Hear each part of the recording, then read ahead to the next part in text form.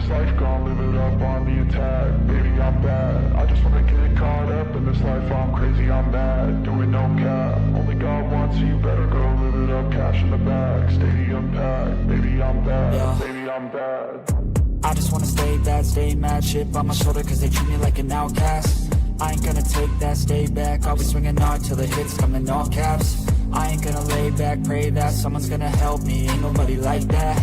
I ain't gonna wait, that's all fact. Give me one shot and I'll never get the throne back. I'm sick of being cautious. I'ma go cause something, can't stop this. I'ma steal everybody's lane, call it shoplift. Sick of hearing everyone complain when they thoughtless. Taste the pain, it's like candy canes. It makes me go change into a better frame, into a better name. Society's insane, we all live for fame. Yeah. Cash in the bag, stadium packed. Born a rock star in this life, gon' live it up on the attack. Baby, I'm bad. I just wanna get caught up in this life. I'm crazy, I'm mad. Do it no cow. Only God wants you. And we are live. What's going on, everybody? So this is our Monday sports show because myself and Aiden here love to talk about sports, and sometimes it would spill into the main show. So it's like, you know what? I think it's time to do like a dedicated sports talk show because we have enough crap that we like to talk about. So Mondays at 7 p.m. and you know scheduling sometimes will get a little weird, but 7 o'clock on Mondays. And then Tuesdays at 7 o'clock is always Famous and Rhythm Live.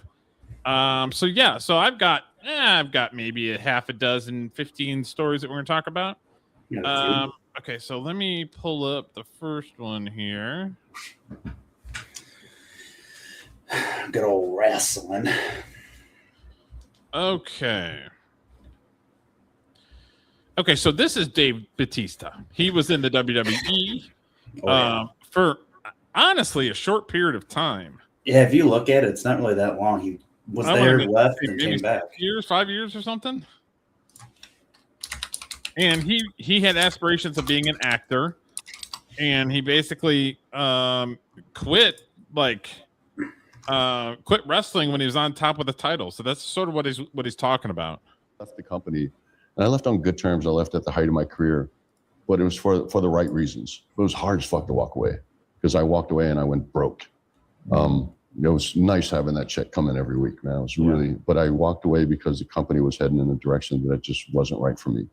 It worked out. I was lucky that it worked out. And you walked away as a champ. I walked away as champ. I walked away on top. Yeah. And most people don't do that. It's hard to walk away. Most people. I mean, when he walked away, it was mostly the people getting smaller, right?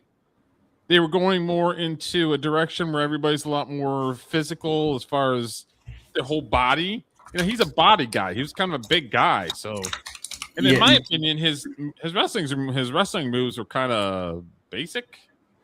Yeah, but I think they laid the groundwork for a lot of people that use moves now. I mean, he was one of the main first people that I remember using power bomb as like their main move, like one of the main pioneers of it in like that attitude era range compared to. Well, he did the sit down power bomb. I mean, the Undertaker was doing the tombstone, and then he was doing his version of it. Mm-hmm. So yeah, maybe the sit down power bomb. He was, he kind of made it mainstream. Kind of. I just think he's one of the people that got a lot of this stuff going back then, to where people, I feel like, look back at what Batista's done and will go off of it nowadays, but maybe. Don't walk away. This is why it's such it's almost like a running joke when wrestlers retire, because they never retire. They retire like 5 times. They come back. And there's people they always thought throughout these years that I would come back. I would come out of retirement, and I told them over and over, I had a fucking storybook ending and I won't shit on it. I'll go and do manual labor before I tarnish that. If I go broke again, I know what it's like to be poor. I don't like being poor. Yeah. But if I know what it's like, and I will go fucking. And right there is where he's admitting that he basically says whatever Hollywood tells him to say to keep his number in the Rolodex. Right there. He's admitting that he basically does that.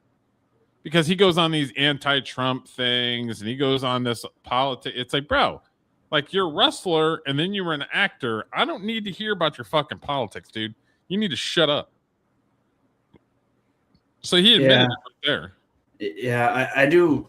There's a lot of people that they're in Hollywood, sports careers, whatever, got them famous, that did grow up not in great spots. And he's from Chicago. I'm pretty sure he was a police officer in Chicago. The shithole that place is. Yeah. But, I mean, it is. Hey, who knows? He could have came up from that, and I'm not saying he didn't, but I find it hard to believe that he would go broke before going back to wrestling, because even if he went back to wrestling, he could just go to the storybook, the storyteller spot. Like, well, he'd immediately get a Legends deal, right? I feel like he would. I mean, Batista or Triple H is right there, and they used to be how many different teams they were a part of together. I mean, I don't know. And broke and be poor before I ever go back to wrestling. I will never wrestle again. Which I think is, I've heard you talk about that in an interview. Yeah. And I just had impacted the me best. a lot. I went out the way I wanted with the guy I wanted to go out with. Yeah. It's never going to be that good again. And I just won't tarnish it. And I feel so good about it. Like, I'm so proud of the way I went out. I won't shit on it. So I left the company. So I mean that's good. He went out the way that he wanted. So that's always a good thing. Yeah, that's something a lot of people don't get. I mean, you see some of these guys that are there now that just get poof and they're gone. Yeah. So, yeah. It's just or they'll ride with them for 6 months and then they're gone. Mm-hmm. Top of the tower, then all of a sudden they're just down at the bottom again. Well, when they re-signed Bo Dallas and the whole Wyatt family, I knew I called that shit, that they weren't gonna do it right, and they were gonna let him go after about a year. What happened? They did this exact thing that I said they were gonna do. Yeah, and when Batista came back for, what was it, WrestleMania 30 now, I think it was, with Daniel Bryan and Triple H, that was a very good storyline. The Authority, that whole storyline was fantastic. And then implementing Batista back into it, making a triple threat and all that. Honestly, I could totally agree with him that he went out on a fairy tale ending. It was really good going out and fighting Triple H. Not many people get to do that, especially not anymore. Yeah, because they pretty much tell you who you're going against. So he actually got to go against somebody he wanted to finish his career out. I mean, personally, for that. Yeah, no. And you look at John Cena. I don't know if John Cena chose Gunther. I wouldn't have if I was him, but it's just another example. John Cena never picked. He told everyone, "You can pick my ending," which is really weird to think of. But all right. So there was an announcement the other day that LeBron James is no longer with the Los Angeles Lakers. He's actually joining the Philadelphia 76ers. Interesting. Now, I'm not a huge basketball guy. Like, I'm not too much. I love the Bad Boys back in the day, Detroit, and then the going to work Pistons. I love them, but I'm not a huge NBA guy, and I'm really not a college basketball guy. I just think it's boring as hell. Like, it's it doesn't pique my attention. Maybe in the playoffs, some playoff basketball or whatever, but some March Madness is all right to watch at a bar or something. But so LeBron basically says, I thought I was done when the season ended. I wasn't ready to announce it, and I knew I needed some time to really decide. But I was pretty sure that I played my last game. This is the last decision. This is my last decision. I'm not going for the money. I'm not going for the family. What I am really played for at the point. I still want to sacrifice. I still want to work. I still want to grind. I still want to compete, to win, and to have a chance at the feeling of winning another championship. I believe I can help make the Philadelphia 76ers a championship team, and I am so excited to energize a new fan base and start this incredible journey at one time. Thank you, LA, Miami. I'll always forever love, and in the Northeast, Ohio will always be home. Interesting. That's a weirdly large jump from LA to Philadelphia. Yeah, it's kind of it's kind of like Michael Jordan playing for the Wizards, right? a little bit. I there's no doubt that LeBron James is a talented player, but like the difference is how, if he gets poked in the eye, he tends to flay on the floor for about 5 minutes. Yeah, he's kind of a bitch. And that's what gets me with him. I honestly, I think what would be kind of cool is to see him play against his son. I think that'd be kind of funny. See how that is his son on the Lakers still? I think so. He went to the minors because he was sucking. But yeah, I think he's down in whatever affiliate that they have in NBA. James versus James, the matchup. They'll do that just because. Oh yeah, for sure. TV ratings. That's the only reason they would do it. And I believe he signed a 2-year deal with them, so it's not just 1 year. So he's not done. That's weird. I would have thought that would have been just like 1 year at a time. You know what I mean? If he's feeling it, then he'll stay. If he's not, then he'll go. You know what I mean? 2 years. I mean, yeah. So I don't know how the roster is or anything. I don't know, but it'd be interesting to see how they do. But see if LeBron's still a difference maker. I mean, he's still gonna get his, right? Because it's LeBron James. He's gonna get 20 points and boards. Yeah. And the 76ers are actually pretty decent without him, right? Honestly, I'm not sure. So. But I mean, it's one of those things where it's like, he's an aging athlete that still he still can ball, but it's one of those things where it's like the Lakers weren't a good fit anymore. You know what I mean? So yeah, I mean, you've seen in the past he's moved to Miami, moved to LA. There's differences you want. You don't always want to stay in one place. Yeah.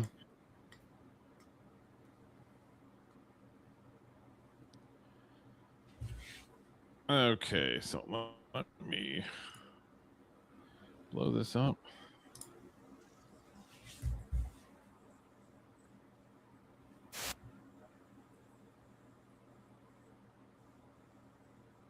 I cannot hear this video, by the way. What was that? I cannot hear the volume of this video.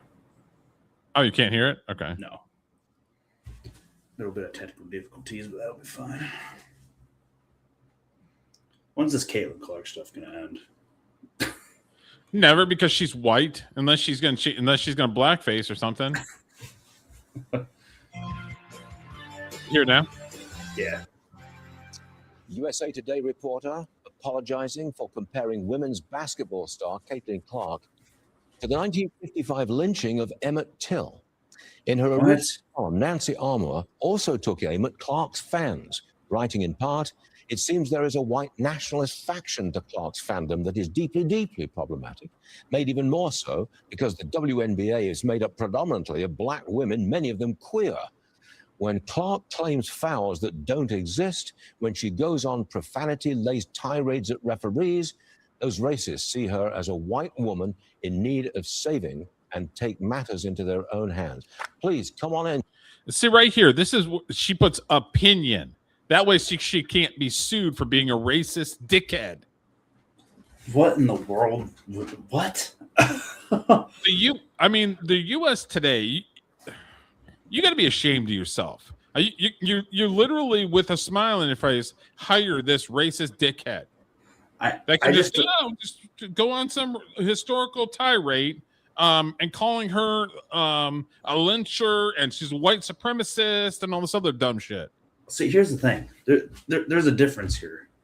There's videos of Katlin Clark being like stomped on the throat, pushed. Yeah. I mean, it's not like there's not evidence. I don't understand why we're still claiming that she's a terrible person. She's causing all this stuff.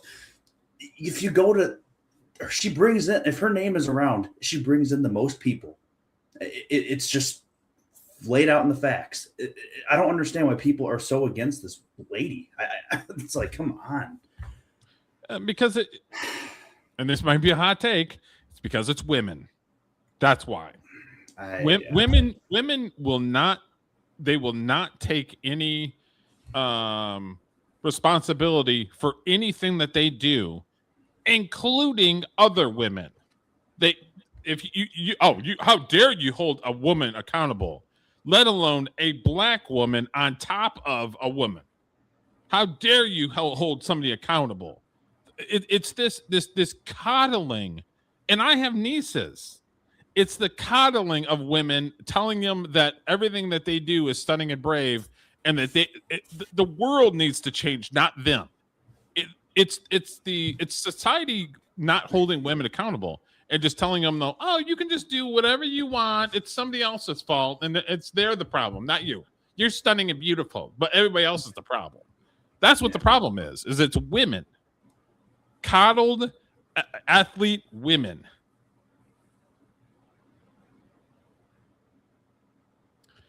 You have anything to add with that?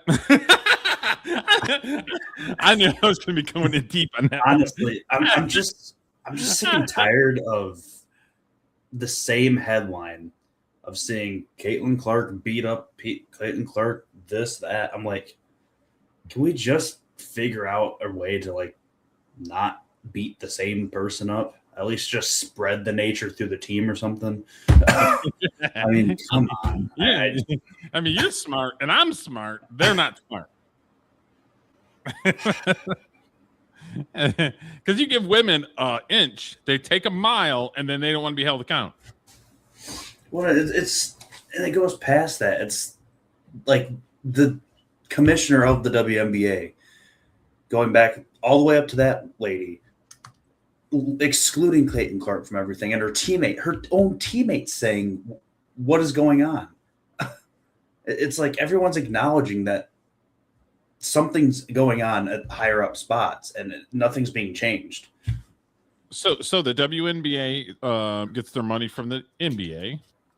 You have women's soccer outside of the Olympics. They can't get together. They actually lose to high school kids because they can't fucking win and get it together.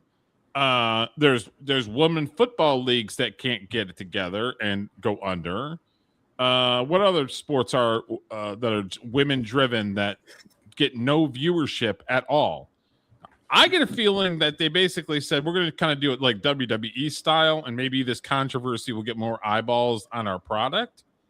I get a feeling that that's what they're doing, is they're trying to create this whole thing so there's more eyeballs on the product. But it's like at some point people have a line that they're just like tired of, right? I'm honestly just tired of hearing about, like you said it. Like, when is it going to be over? And you would say that you're probably more than an average fan, right? You're a fan of a lot of different sports. You like, I understand. Could you imagine a normie fan? They're not going to fucking deal with that.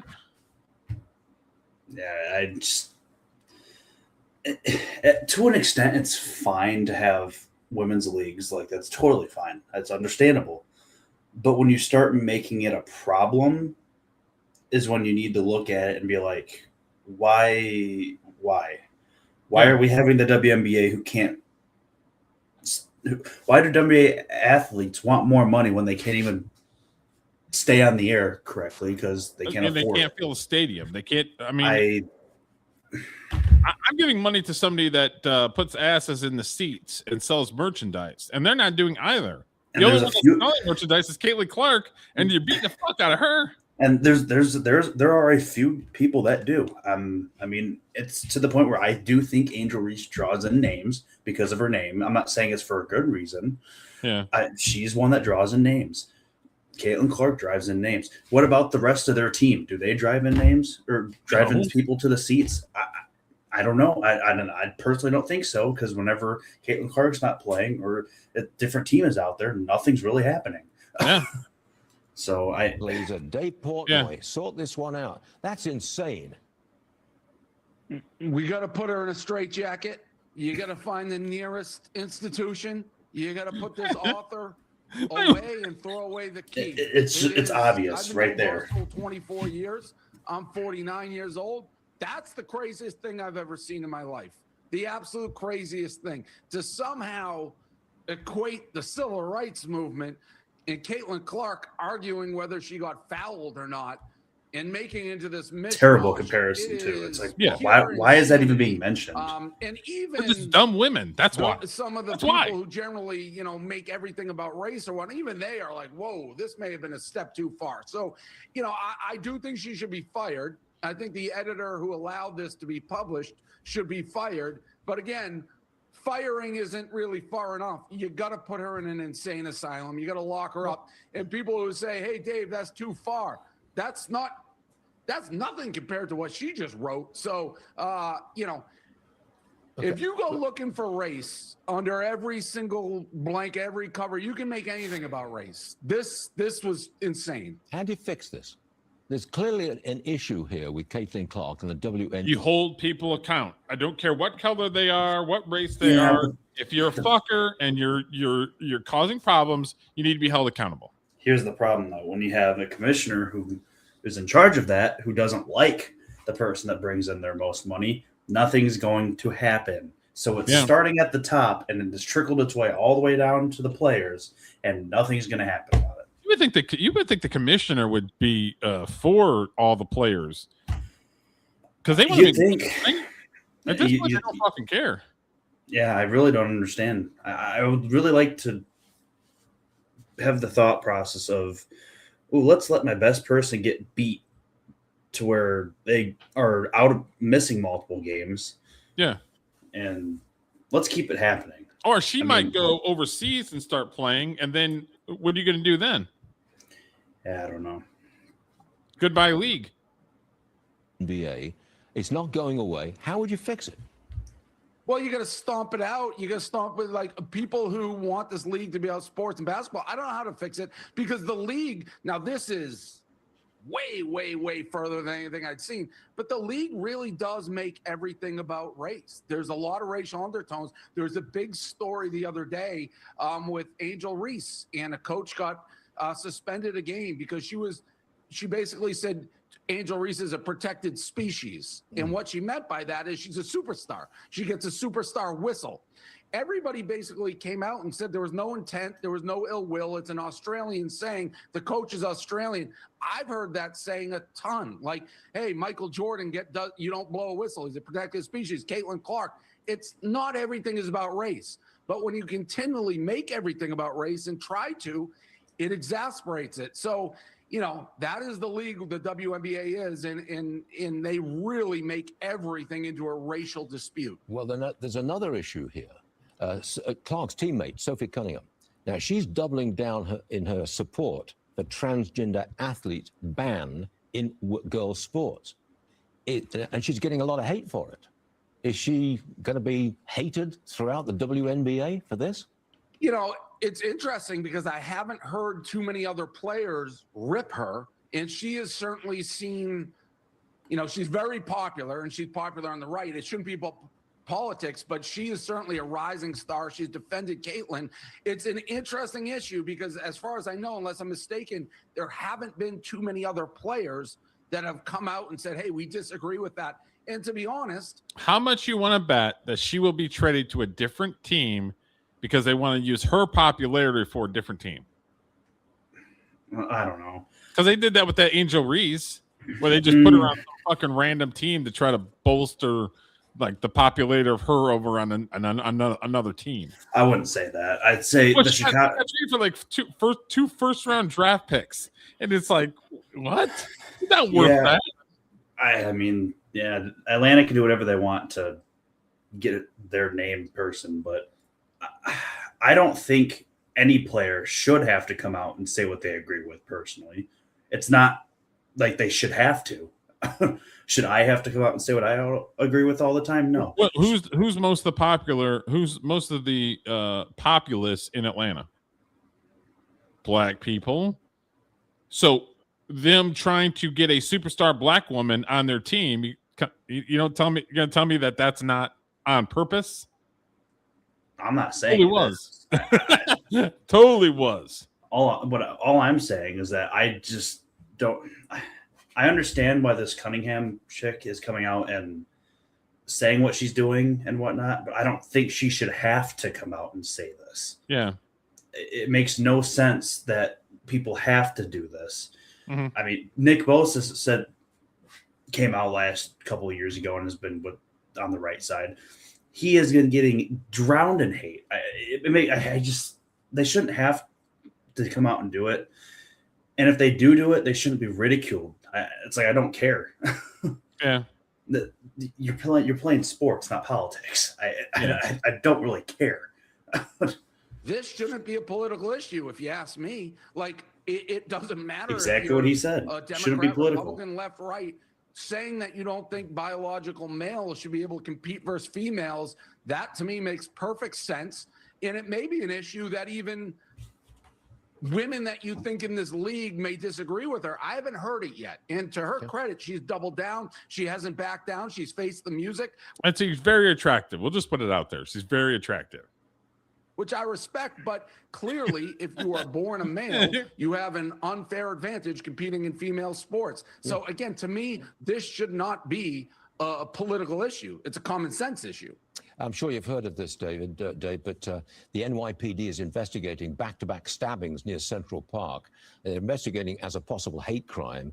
One victim is Jewish, the other Asian.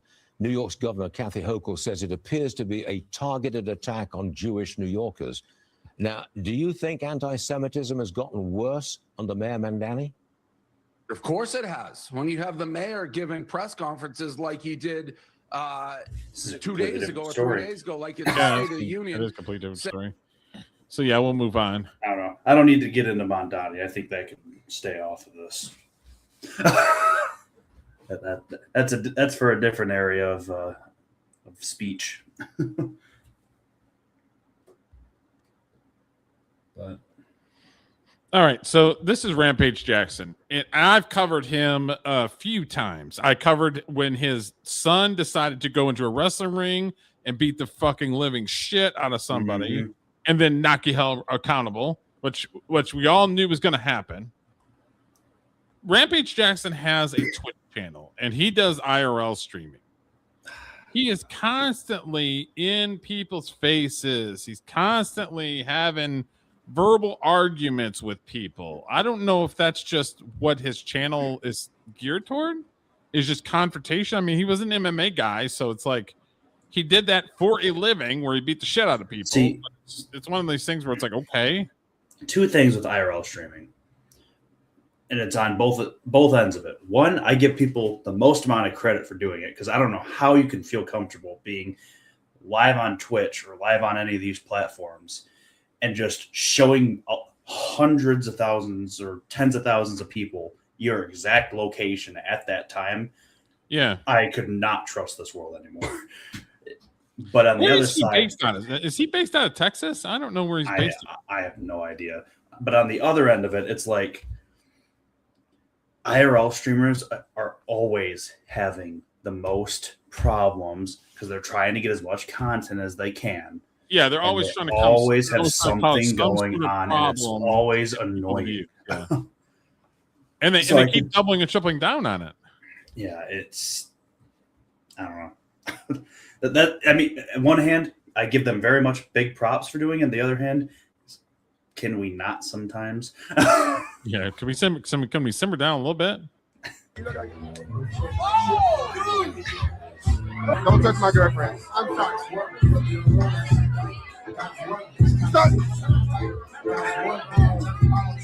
He said, "I'm sorry," and then he reached for his midsection. What to say? Yeah, lower midsection. That's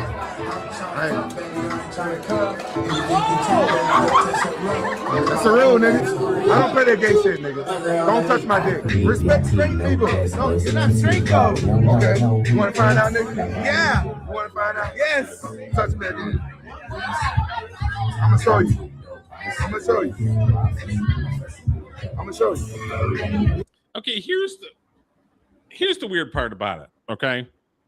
He's at a party that it looks like a college party or mid-20s people, right? Like, why is somebody that's in his 50s hanging out with a bunch of young people? I mean, usually most college parties are open, so if you go there, you'll get in. I mean, if he's famous like he is, they'll obviously let him in. I've been around him. You see what I'm saying? Like, he's in his 50s. Why would it why would it matter? Like, why would he even care what these people are doing that are in their 20s? He just needs content. I mean, so he just shows up, and obviously he's got a name. Yeah. Look, I gave you. Look, I gave you.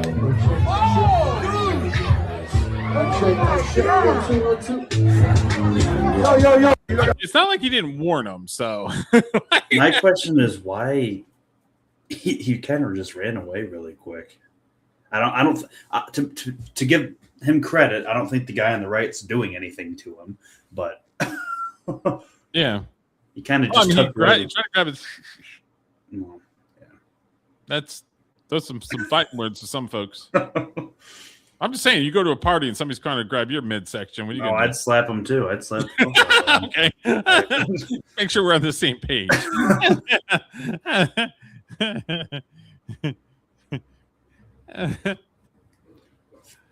All right, so I got some nostalgia bait coming up here.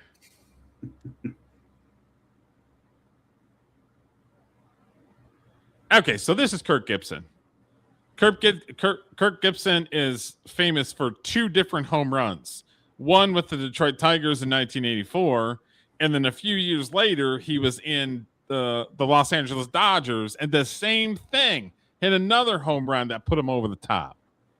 And then he has been around the game of baseball. He was doing announcing, and then it was a few years ago, it was announced that he's dealing with Parkinson's disease.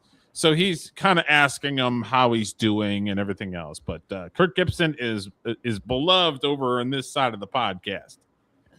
People got to hear you and see you so publicly for so long, and as your voice started to change and your speech started to slow on the broadcasts, people would ask all the time, well, how's Kirk Gibson doing? And now that you've stepped away and you're not on the broadcasts, I'm sure you get asked all the time, hey, Gibby, how you feeling? How are you? How are you doing? How do you answer that question when people ask you how you're doing? How do I look? I mean, the way that I deal with Parkinson's is head on, and I try to lead by example. There's a lot of sad stories in here if you want to. But what do you want to accentuate? What do you want to do? You want to be miserable? You want to feel sorry for yourself and get down on it? And for me, I don't know. That's never been a feeling that I was comfortable with. I was always trying to turn things around, and I failed many times doing many things in competitions. In the teams I've been on, I've let my teammates down. I get what it feels like, but I've always enjoyed the challenge of trying to change that. And this gives us all the opportunity to do that. And he was a stud 2-sport athlete back in the day. He went to Michigan State and was on the football team and on the baseball team at the same time. But then after he basically did his time at Michigan State, the Tigers basically drafted him. But he was a stud athlete back in the day. And, I look back, I'm so fortunate and grateful for the support in the end that I got, for the ability to articulate baseball and some things that the way I looked at them. But everybody has to move on, and there's others that can do better. Just be grateful for what you've gotten, and I'll do anything, Brad. Well, it's hard to when he said that everybody's got to move on. For somebody like me, okay, I grew up in small town Michigan. I've watched the Detroit Tigers since I was a little kid. It's ingrained into the culture and where I was from. Like, we watched the Tigers, we watched the Red Wings, and then later, a little bit later, watch the Lions, and then the Pistons here and there, depending on what team it was. But like, I've been watching since I was a little kid. So, when he hit the home run in 1984, that was part of their World Series win. That was a big deal. And that's the last time the Detroit Tigers have won the World Series is in 84.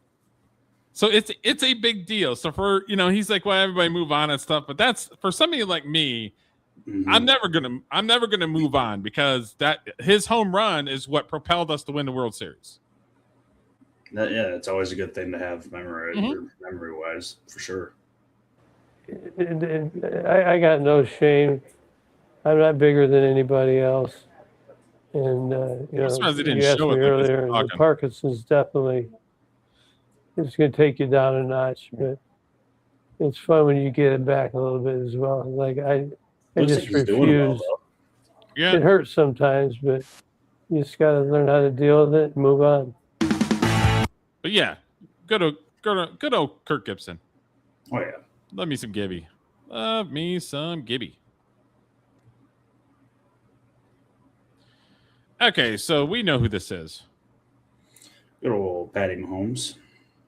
He's talking about because he was out for the majority of last season, right? So he got injured. I believe it was because he got his surgery December 15th is what it showed. I'm assuming a week before that, most likely, or it's close by to that. So probably halfway through the season. He was pretty much done. End of the season, which the Chiefs are already struggling to begin with. Yeah.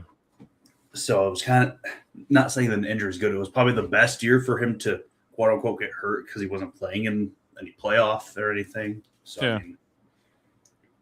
yeah. So this is basically the press conference of him coming to training camp and them asking him how you feel and does everything seem okay after your injury? So that's what he's talking Hopefully things are getting better with his wife that he sits in a different row then. Hit that next. Oh yeah, I still don't understand why they did that. Yep, and now it's just gonna be about building and keep getting better and better, and so that whenever the regular season comes around, So December 15th, underwent knee surgery. Mm-hmm. I can try to be available and ready to play. When did you know for sure that you were going to be able to practice the first day? Like 2 days ago, so I was able to go down and meet with Dr. Cooper and just kind of go through the stuff like that, and then him seeing the numbers and stuff that I've been putting up. He gave him the comfortability to let me go out there and be fully cleared to practice, which, I mean, I don't get hit, so that's one part of it, but it's still good to be out there and have bodies around and being able to go through and run the offense. You gotta This get is just another checkpoint on on the schedule, and so you have to continue to work. It's not like it's over and I'm just going to be able to play a game tomorrow. It's you got to continue to work and get better and better and go throughout practice and prove to the coaches, prove to the doctors and everybody that I'm the same quarterback I was before, if not better. And I can go out there and take care of myself and win football games. I'm a competitor, so game day I'm going to want to be out there. But I understand the process of. I mean, they pretty much lost a lot, right? They don't really. It's not the Kansas City Chiefs of a few years ago. They've pretty much lost a lot of people. They were still good the year before. This past year, not great. I'm interested to see how they do this year with a lot of changes. Yeah, because they got.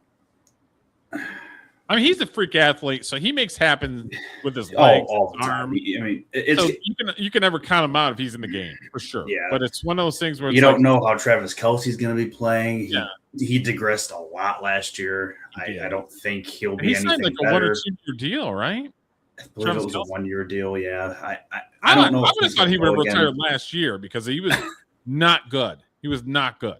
Yeah, and it was evident with the replays of plays from him. He was not great. Their defense is still pretty decent. They just traded one of their top corners, so that'd be an interesting spot to look at. See if they are able to stay top on defense. They've got a great defensive coordinator, though, so he'll probably figure it out. You have a story about somebody else in the organization for Kansas City, right? Yeah, something very interesting went down today. All right, let me remove that. So Eric Bieniemy, who is the Chiefs' offensive coordinator this year and was over the massive tear that they went on for their in a few years back, he had a rocket up his butt to be a head coach somewhere. Oh yeah. And then he didn't get a job, and then he was I think assistant coach at some college. This past season, he was the running backs coach for the Bears, which the Bears had one of the top running back groups in the league.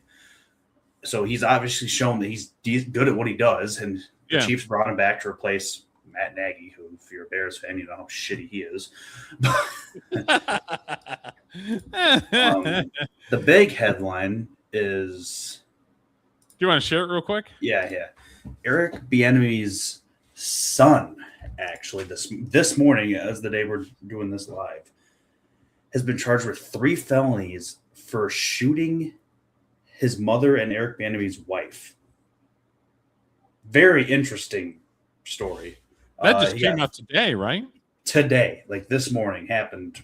Man. He got 3 felonies: use of firearm in a commission of a felony, malicious wounding, because he did not kill the woman, luckily, and then discharging a firearm within a building was another one. She was shot Sunday night at the couple's home. So random. Like, never would have thought this would have came out anywhere. Then I also have Andy Reid, during the same press conference Patrick Mahomes was just at, got asked about the situation, and I'll let Andy Reid talk about it. And Coach, you've known, I'm sure, Mia for almost 40 years, and the kids as well. How are you doing with all this? Yeah, no, I'm good. I do. She's a saint. You know, we all know that. People that know her. One of God's good blessings right there. Really a special person. So, but things happen. Things happen, and we just got to work through it. So that's where we're at right now, and time will have to be involved in this to help heal. So it'll all work out. And he's dating somebody that's like 30 years a senior, right? Andy Reid? No, that's Bill Belichick. Oh, is that But just really interesting that just randomly happened. Like, this was so random. Like, obviously, it came out that the wife is doing fine, not dead. Luckily, very luckily. Yeah. But I couldn't imagine. Does that randomly the happen. enemy's son doing that hurt his chances for a head coaching job? Because he had a rocket up his butt like 2 years ago about being a head coach, and he went back to being he's an offensive coordinator, right? Or yeah, he's an offensive coordinator right now. Okay. I wouldn't say it hurts his chances, to be honest, because it wasn't him. It was definitely not him, and if it's coming from Andy Reid, that it's not expected, and he's known him for a while, it's obviously something freak happened. It's going to be interesting to watch this, as it occurs, for future evidence, what not to happen. But I think at this point, the enemy's got to build his resume back up because of basically demoting himself back to college out of nowhere. So he went back to college football? Yeah, he that year he didn't get hired. He was back down in college, and he was with the Bears this last season. Proved he was decent enough. The Chiefs let go of Matt Nagy as their coordinator, obviously, because they didn't do well this season. That was part of it. And they're bringing the enemy back, who was part of that big Super Bowl tear. So hopefully something can come with that. We'll see. But yeah. Man, that's a crazy game over at the very wild. Kansas City. Oh, yeah. Shit's fucking crazy.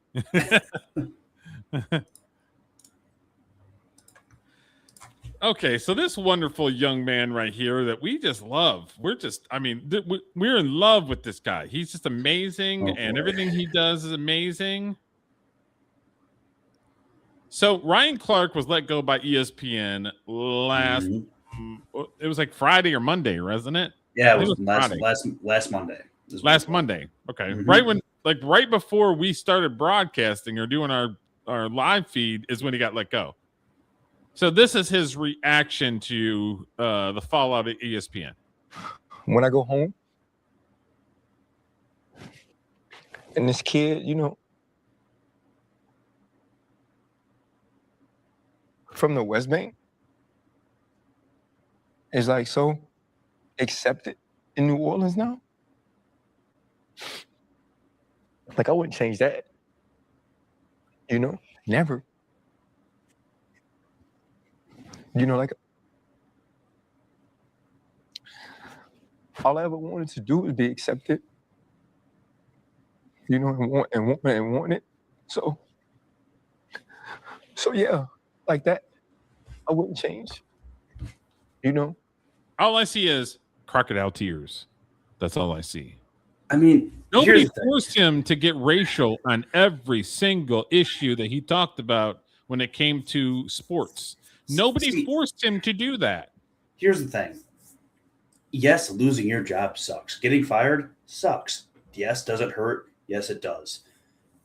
But there's everyone on Twitter, many of people. You can go out and look up Ryan Clark's name, and you will get at least 50 different stories where his take was so bad, people had to pull it as a clip and be like, what the fuck is he saying? Yeah.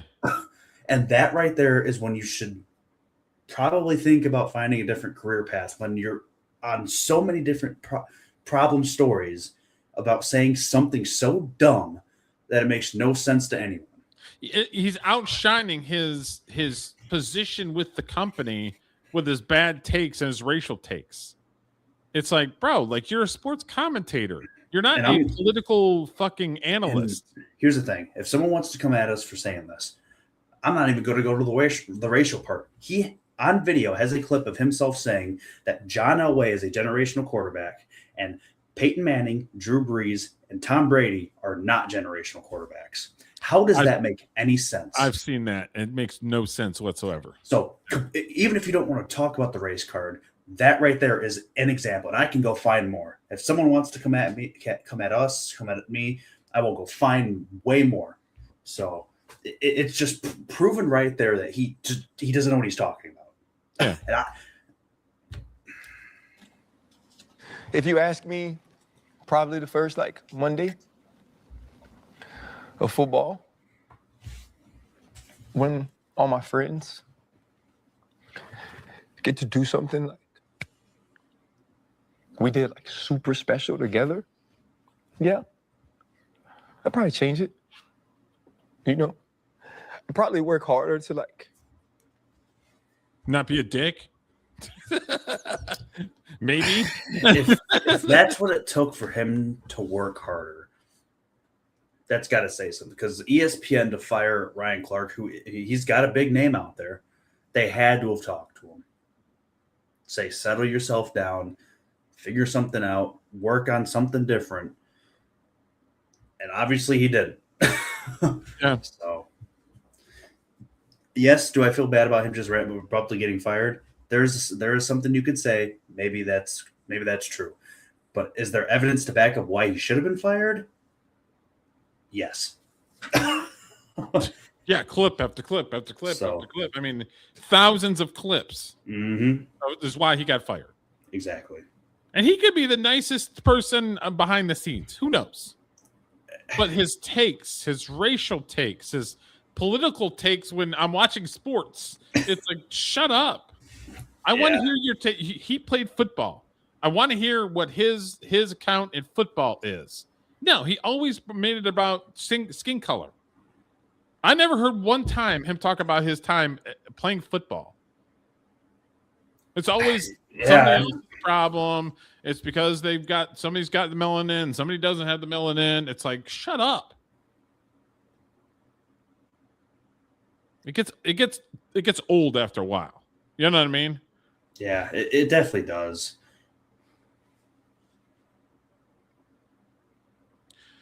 Okay, so this fine gentleman is former UFC fighter Travis Brown, who's the husband of Ronda Rousey. Okay.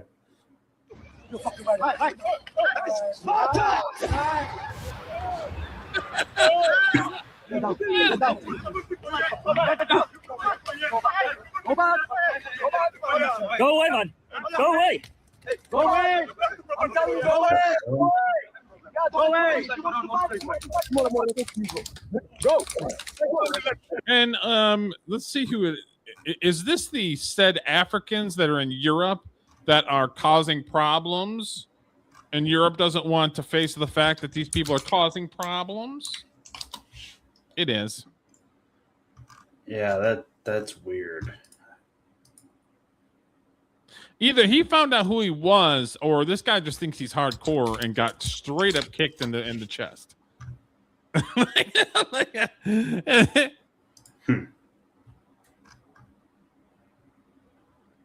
That stone. Let go that fucking stone. Let go that fucking stone now. Take him away. Take him away. That fucking stone away. Go away, man. I've lots of crime now. People being aggressive and angry. It's not helping the situation, is it? I'm filming, documenting that today. Problems in Lisbon. Did these things we started here in Lisbon? No, of course not. The American was starting to killing all the black people because of the drug dealers. That all the cops coming in and not controlling the shoot. So why everybody comes? Why is he bringing up America? Why? Because he saw it on TV. That's why. You're homeless. Then when the first place they put the people to sleep is in the angels. You know, and the angels they don't take care about nobody. You know. People, so it's somebody else's fault that you tried to attack somebody, then got fucking kicked, and it's somebody else's fault though. Yeah. Bring them here in Europe with their document to come and walk here. I don't give a fuck. I'm gonna. So you came for better life. You need to go back fucking home, as far as I'm concerned, there, asshole. Go back home. Better life. Yeah. Go. I did in my own country. What I got, you don't got it. So why you come here then? I'm millionaire. I am Exactly. Why the fuck you come here if there's a fucking problem? Millionaire like me. I mean, it's the same. It's the same. Look at. Boom. After further inspection, that's not who that is, by the way. So you know. Oh, that's not Ronda Rousey's husband? No. That's just someone who slapped the TMZ logo over a video.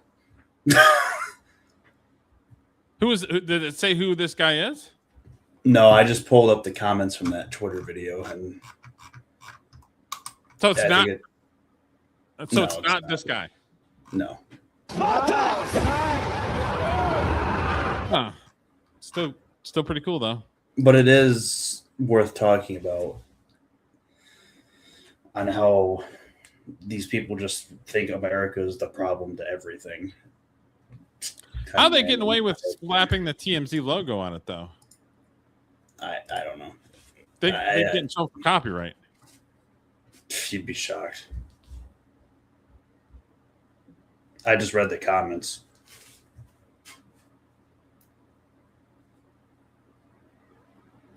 All right, so this is Bryson. We had talked about him last week. Let me stop sharing it because Streamlabs is having a problem with the audio per usual. Good old golf. Get a bunch of people uptight about golf. So we had talked about this ad nauseum last week, where he was trying to line up his shot. They claimed that he purposely stepped on stuff to improve his shot. Basically, can I just say one thing? Sure. The fact that he's a professional golfer and got his ball into that spot, fuck. I mean, it's golf though. Yeah, I don't know, but they got to thread the needle like a 5-inch part. If you don't get it, you get in the like if you don't hit straight, dead nut straight, it could go in the woods. Yeah. You ever play golf? I don't touch golf. Okay, so anyway, so he got the 2-point penalty. He was pissed off about it. We played some of the golfers that that were talking shit. Bryson said, well, how about I just not play? If you guys are going to railroad me, how about I just not play? And then people took off again and said, well, he's being a crybaby and said he was going to take his ball and go home. And then he came back a few hours later and said, no, I'm coming back. This is after the fact. So they're asking him in hindsight what was going on. And now that you're a few days removed from last week and maybe you've had some time to process, what are your takeaways from Birkdale? It's quite the fight back after adversity. I made the cut. It was a good fight. I wish I would have given it more on Saturday and Sunday. Felt like I could have, and besides the 5th hole and being 3 over on that hole, and then the 11th hole, that's 6 shots. That's tied for the lead, right there. It's 2 holes, and I'm right there with the clear jug. And you mentioned a good battle with Lucas tomorrow. You'll be in the final group. Do you kind of feel like that's a week late? That's a week late. Yeah, I mean, look, golf is golf, right? I wish we could have gone to battle last week and didn't be that. It wasn't that way, but life goes on. There's there's moments of adversity in everybody's life, and I was passionate about what I believed and thought was right, and for me, it's now in a place that it is what it is, and you keep moving through it, you keep moving past it, and so for me, I'm excited with Lucas tomorrow. It'll be great, but there's 3 more days. And we're here to win this tournament this week. The Crushers are, and I am as well. So individually and for the team. But, could you say it's that? Sure. But it didn't happen. And my last question, you obviously have plenty of experience producing double-digit rounds under par. Lucas had one today. What goes through the mind when you know that you've got it going on so well that it's almost unstoppable?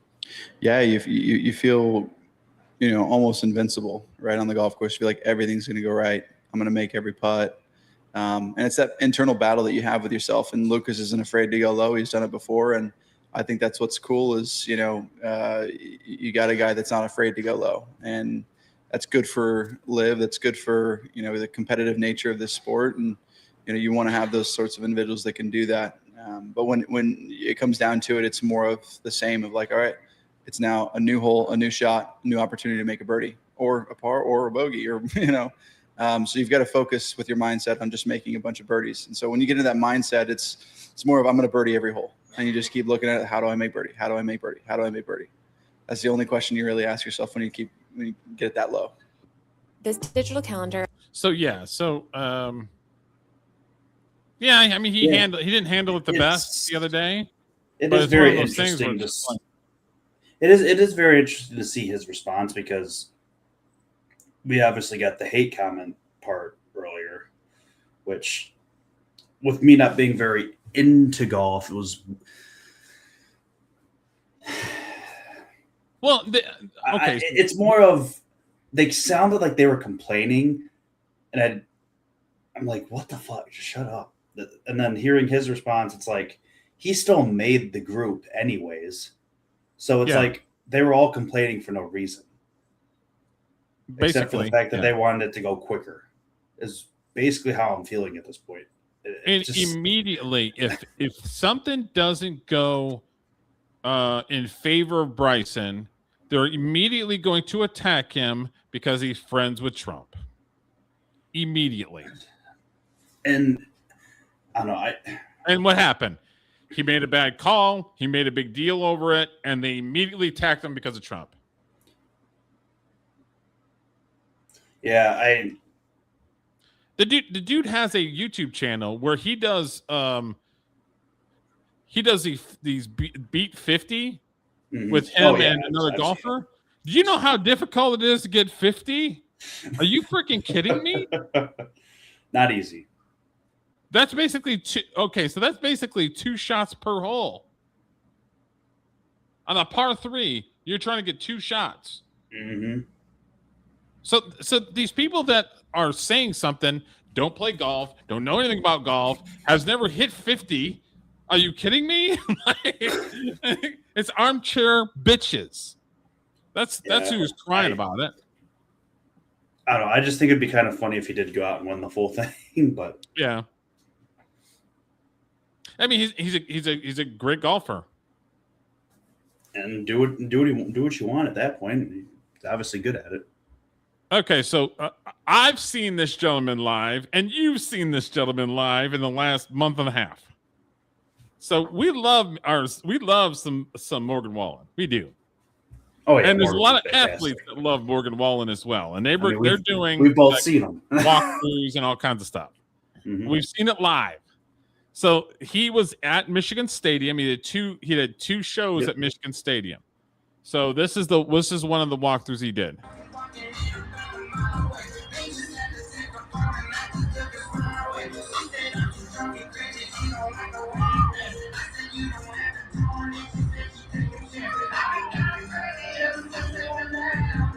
Look at everyone recording because they know it's game time.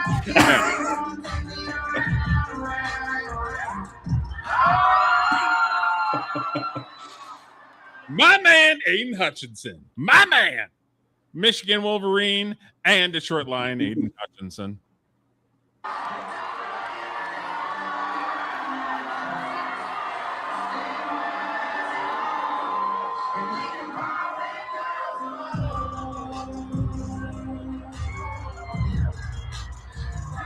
Look at the size difference.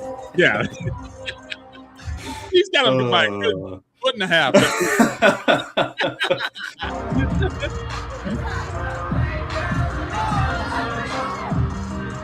And Aiden Hutchinson's on the thin side too, but he's just a big dude.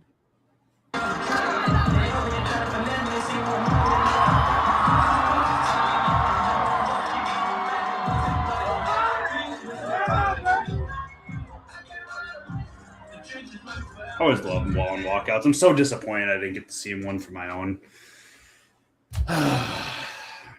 Went to the day that he didn't have one.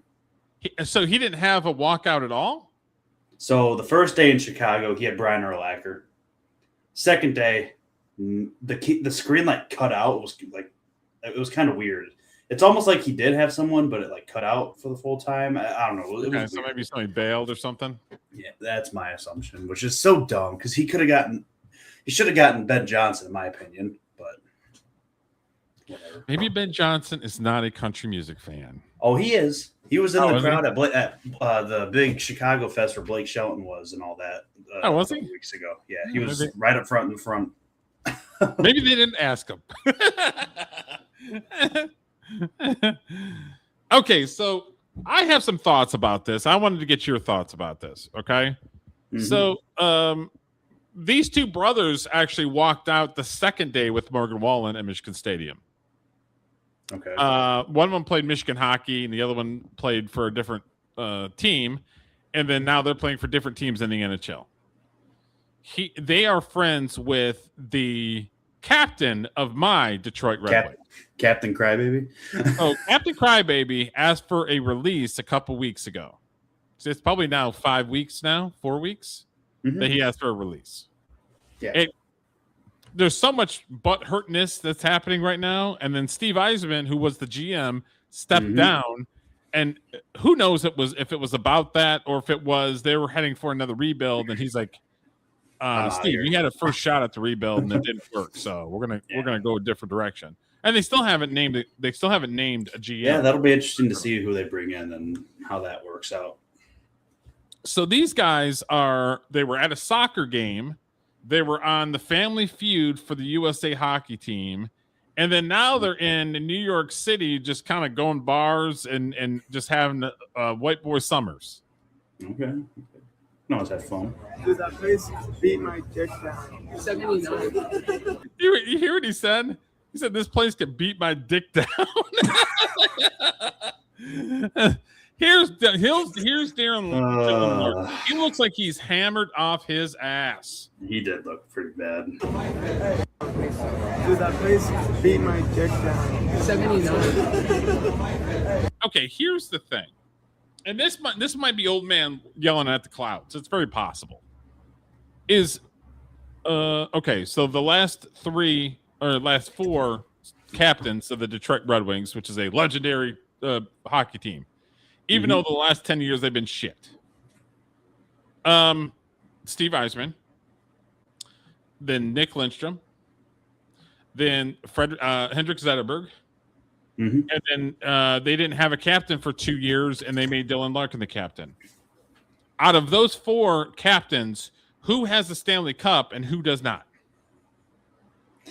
Steve Yzerman has multiple. Nick Lindstrom has multiple. Hendrik Zetterberg has a Stanley Cup. Good old Dylan Larkin does nothing but cry and whine and bitch and moan and hasn't even sniffed the fucking postseason. Now, I understand it's a team sport. It's not just Dylan Larkin. Yeah. He is the captain of the Detroit Red Wings. This right here, the three other people that I named as the captain of the Detroit Red Wings don't have nights like this. I'm not saying that he can't have a good time. I'm not trying to be old man yelling at the clouds. But there is a different mindset and different level that you are when you are the captain of a fucking hockey team, which includes the Detroit Red Wings. So this, in my opinion, is embarrassing. Yeah, I mean, it's really hard to go out and not be filmed anymore. And I'm not trying to be an old man yelling at the clouds, but he's the captain. There's a certain decorum that you have that when you're the captain versus if you're just a player. Yeah, I think it's the problem that the Red Wings have been in contention, and then all of a sudden they just fail and fail and fail and fail. Well, what happened is they went for Stanley Cup, and they basically their minor league system was just gutted because they traded everybody away. Oh, they yeah. traded people away for pieces to win the cup. That happens. But some teams are good at rebounding quickly, and there's other teams that are not good at rebounding quickly. And the Red Wings fell into a part where their minor leagues was depleted. Yeah. So then you have dickhead Red Wing fans, and it probably happens. It probably happens in other cities, but I can only speak for these guys. Yeah. They want immediate things to happen the next year or 2 years. And it's like, do you not understand that they traded away all of their draft picks for the next 3 or 4 years to go for a cup that they won? And then they could have won another one, but they lost. Mm-hmm. So it's like it takes time to rebuild it. Should it take 10 years? In my opinion, no. It should probably take more like 5 years. But that's just one of those things where it's like maybe there was bad decisions that was made or whatever. But it's one of those things where it's like the captain of the team should have a certain decorum. And what he's doing right here is proving the exact same thing that I said. He was a fucking clown. He was a crybaby, and he's showing it right here. Yeah, I think the video of him crying at the end of the season is the biggest thing that turned me like, you don't do that. Yeah, you can be disappointed, but like if you're the captain, you're the backbone. You're the strength. You're the I'm all in guy. If you're not all in, then what the fuck are you doing being the captain? And he proved that he wasn't all in. For immediately crying and saying that I want to get traded, it's like, come on. So in my opinion, it's embarrassing.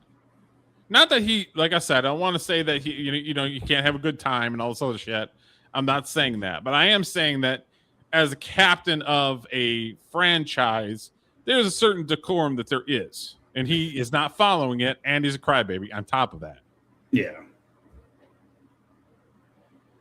Okay, so I would have never thought, like on the video list, I would have never been like, you know what, we're gonna have a fishing video where some Karen ruins it for fucking people. Need a picture. We're just gonna get a little picture here of him. Get down real quick. It doesn't matter. It is illegal to touch the wildlife. Not really. We're Yeah, just it is fishing. really. We just got a little snare. Evan, you can release him. Unbelievable. Yeah, sorry that we're just catching fish, man. Sorry that we're just trying to catch fish, man. For what? Dinner? No, we're just having fun. Exactly. We're just having fun. Exactly. It's not fun for the family. We're just having fun, man. Thank you a lot. What a dumb bitch. Do you know how many people fish and then return the fish to the water? That is a common occurrence. This All the Karen time. fucking bitch who shouldn't be wearing a fucking bathing suit as far as I'm concerned, because I saw a big fat ass on this fucking lady.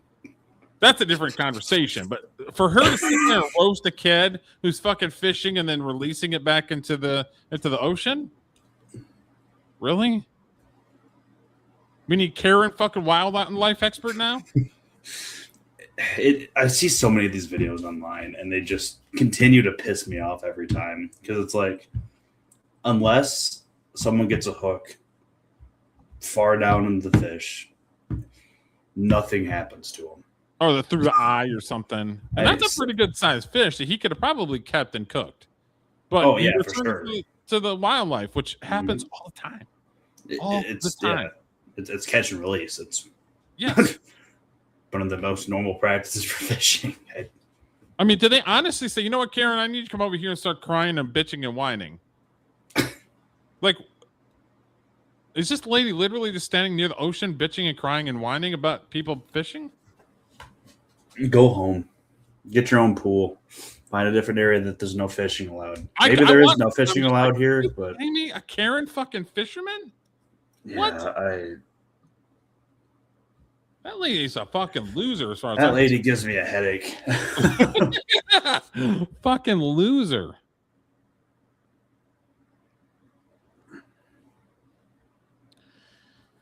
All right. boy. So, okay. So you've seen this one and online, yeah. right? And Okay. my first reaction to this when I saw this online was, "Oh, great! Here's more Alberto Del Rio, who is an asshole to begin with." Because we all know how he's been. Before shows, there are wrestlers that go over their moves with their opponent. Mhm. It's sort of like, okay, so when you're making a movie, is we rehearse the scene before we start shooting it. Yeah. Same thing. They rehearse their moves on what they're going to do and how they're going to react to it before they actually wrestle. Mhm. That is a thing. So online, of course, people are experts and know what they're talking about, right? Okay.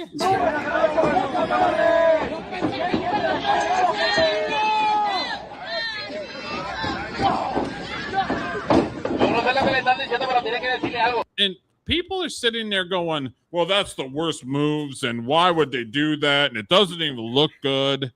And then I immediately said, are they rehearsing it?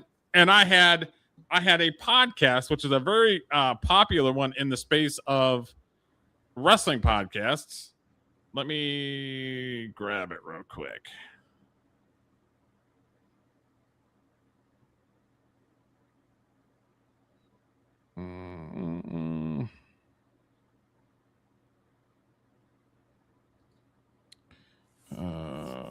They're not going to show that to me. K100 Conan and Disco Inferno podcast. So this is the host of a show that Conan and Disco Inferno, which both of them are people that put on wrestling matches and events. Both of them. They liked it, and it's liked by Val Venus, or they're followed by Val Venus. If you also go to that, there is a comment on it that responds to yours that is a verified person that says basically the same thing, where they're just no fans. Yeah, better than nothing. That's exactly what it looks like. No audience at all. Exactly. The people in the crowd are probably family or other wrestlers. Yeah. You know what I mean?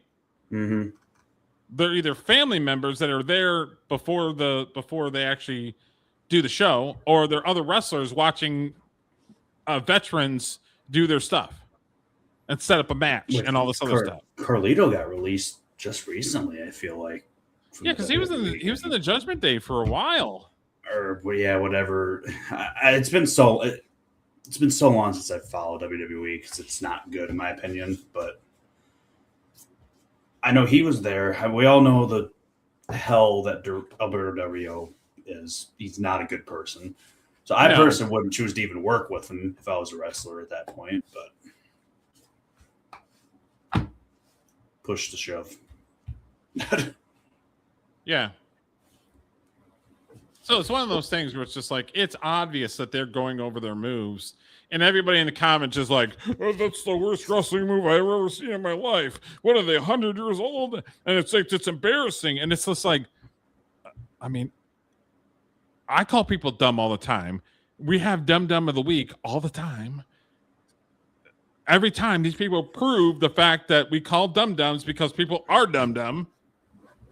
There's no independent thought. It's just, oh, the pretty shiny thing video, and I'm going to react to it without actually thinking about what's going on. It looked like they were rehearsing. That's what they looked like they were doing. Because Carlito, we saw him in the WWE. He still goes at a high rate of speed. You're going to sit there and tell me that Carlito still can't go? Come on. He literally is just on TV like months ago. In the Judgment Day and doing tag teams and doing what Carlito does. Mm-hmm. Okay, so this is kind of the last one that I have. And this is a two-parter, and it's about a bridge. And I know bridges are exciting. I mean, everybody's like, woohoo, bridge. Woohoo, bridges. Okay, so little context is the Ambassador Bridge goes from Detroit to Canada, to Windsor. Mhm. Yep. Okay. The Ambassador Bridge is also not owned by the city. It is actually privately owned. So Interesting. the problem over the years is the people that own the Ambassador Bridge are dickheads and will do what they want to do and not what the governor asks, the city asks, anybody. Not even Canada. If Canada asks them to do something, they say no. Huh. So they basically said, okay, we're going to make another bridge because we're tired of dealing with the Ambassador Bridge, which is a publicly traded company. It's not owned by the city. Mm-hmm. So that's what they did is they made a new bridge and they called it the Gordie Howe Bridge after the Detroit Red Wing Gordie Howe. Okay.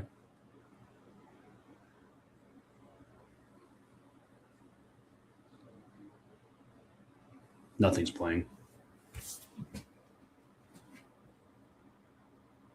Yeah, Streamlabs is being a little shithead today.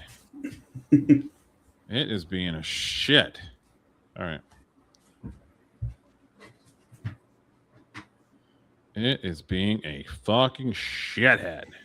He didn't want the accolades, but he is certainly getting them. Joining me right now is a man who actually broke one of Gordie Howe's records, Mickey Redmond, one of the greatest legends in Detroit Red Wings history. I want to start at the very beginning. You were traded here to Detroit, and you had one season left with Gordie. Were you nervous that you were coming here and, oh, my God, I get to play with the Gordie Howe? You know, it's a long time ago, but I was very fortunate to play with Beliveau, Richard, Cornway, and the guys, John Ferguson in Montreal. And then to come here and play with Gordie, Alex, Ted was around, Gary Bergman, Nick Livett, and the gang. So I was a lucky guy in both situations. But you know what? I wasn't really nervous, but you're always nervous, I think, when you're around somebody like Gordie Howe with the record and the history behind him. From the stories I've heard, you know, he was so generous with his time, with all the fans, all the people outside the stadium. But what was he like in the locker room before the games, after the games? Very quiet. Really? Yeah. So they he was on a line called the production line. It was Abel, Lindsay, and Gordie Howe. And they would score a ton of goals and also beat the shit out of you at the same time. Gordie was a gentle giant. And as everybody knows, his elbows led the way. Produced in the NHL with a couple of Gordie Howe elbows, but he really was a gentle giant and had a wonderful sense of humor. And it was a big deal when Wayne Gretzky broke his record, and then recently, the guy from Washington just broke. Yep, I remember that. Just broke it. But Gordie Howe was the top guy for a very long time before Wayne Gretzky beat his record. Ambassador from day one when he came here back in the heydays in 1946, 80 years ago. And now this being our 100th anniversary, representing the iconic brand, the Detroit Red Wings. And of course, Gordie is the foundation of all that. Right. So he was very quiet. He loved golf. And to my surprise, sometimes before a game, they'd have golf on the TV. We didn't have much in the dressing room back in those days, but they had a TV and they'd have the golf on a Sunday. We played a lot of home games on Sunday. But he was very quiet. Wasn't the boisterous kind of outspoken kind of guy at all. Murray, his youngest son, had told me when we talked earlier that he heard from other guys that if there was something during the game or even before the games that he noticed or wanted to talk to one of the guys about, he would kind of pull him aside and gently say, hey, why don't you think about this or look at it this way, instead of kind of yelling at them and getting in their face. There again is the gentle part of him. He wasn't that kind of a, kick and stomp and scream kind of guy. It was his messages were very straightforward, and with obviously the knowledge that Gordie had. He came into this league when he was 17, 18 years old, out of Saskatchewan. Usually the guys like Howe are the smartest guys on the ice, not only with the way they play the game, but the way they think the game and process. So, yeah, I got really fortunate to spend that first year in 1971 to spend some time with Gordy on the ice. I'll tell you a quick story, and I pass on to the kids to this day. We're both right-hand shots, and Gordy, we got a goalie in the net, and everybody's off the ice except the three of us. And Gordy said, "Yeah, look at that left side of the catching glove. What do you see over there?" There's a little hole about that big. And he said, "Take the end of the stick, move over behind the blade where the puck is, and now what do you see?" I went, "Holy mackerel." And okay, so just to give you, we were talking earlier about the Detroit Red Wings captains. Okay, so there's a couple names that I'm not familiar with because they were way before my time. There was Art Duncan, who was the first captain of the Detroit Red Wings, E.B. Goodfellow, and then Doug Young. In the 1940s and early 50s, Sid Abel, Hall of Famer, multiple Stanley Cups. Ted Lindsay, Hall of Famer, multiple Stanley Cups. Gordie Howe, Hall of Famer, multiple Stanley Cups. Alex DeVecchio, multiple championships, Hall of Famer. Danny Gare wasn't a Hall of Famer. He was okay. Steve Eisman, multiple championships and a Hall of Famer. Nick Lindstrom, Hall of Famer, multiple cups. Hendrik Zetterberg, 1 cup, Hall of Famer. And then now we have Dylan Larkin. What name does not fit in this group right here? I mean, proves itself. Exactly. and if people think that I'm just blowing this out of proportion, I just named multiple championships and multiple and Hall of Famers on 90% of the captains for the Detroit Red Wings. Dylan Larkin is at best a second line center who's a 30-goal scorer. At best. So he should be proud the fact that they made him the captain and not crying and whining that they should have did it earlier. Because that was one of the reports is he was mad because they didn't give him the captain when Zetterberg retired, that they didn't immediately give him the captaincy. It's like, come on. I see one crybaby and one person that hasn't made it to the fucking playoffs. So anyway, we'll get back to the video. 18 inches. Just give you context of who's out, like who's standing out, who's in the mix there. Mm-hmm. Bingo. He says, if you shoot the puck there, the way you shoot it, you're going to score a lot of goals. Oh, wow. I go, how could you beat that from the greatest player ever? I mean, it was those kind of moments that for me were very, very special. What do you think he taught other professional athletes about being generous with their time and giving time back to the fans and the communities? Well, I think, back in those days, even then, Lindsay, Abel, Howe, I can't speak of other organizations, but even back then, they would visit the hospitals. They gave back. They paved the way. That era paved the way, I guess, for my era through the 70s and the early 80s. And then it became Gretzky and Lemieux. Yeah. And then it became Ovechkin and Crosby. And now it's McDavid and Draisaitl and all those guys. Yeah. But, each way paves the road for another one. I guess we don't have the bankers that these guys have got, but we may have a lot more smiles on our faces the way life was in those days. So those guys always gave back. And I think when you came to Detroit, like I did in 71 from Montreal, it was all part of the process of fitting in. You go to the charity outings, the golf outings to help the less fortunate. And that carries on to this day. It's a wonderful thing. When you heard the bridge was going to have his name on it, what'd you think? I mean, standing here, are we about 50 feet away or are we about... I can't tell. It looks like about 500 feet. The flags look like... All right, I got one more video about it. That's a massive bridge. Yeah, it is. Southwest Detroit. So who did you talk to today, Faraz, and what did they tell you about this experience going across the bridge on this historic day? Carolyn, all I could say one word was absolutely amazing, magical. The 1.5 miles long Gordie Howe Bridge. Here's the thing is people in other states and cities don't understand the people from Detroit have or people from Michigan or people from Metro Detroit have a different way of looking at things where there's people that have like a survivor's thing where I survived the Detroit riots and I survived this, that, and the other thing. And then there's other people that are just proud of their city and that they live and breathe with sports, because Detroit, Michigan, and the surrounding areas are sports. That's the lifeblood, concerts and sports.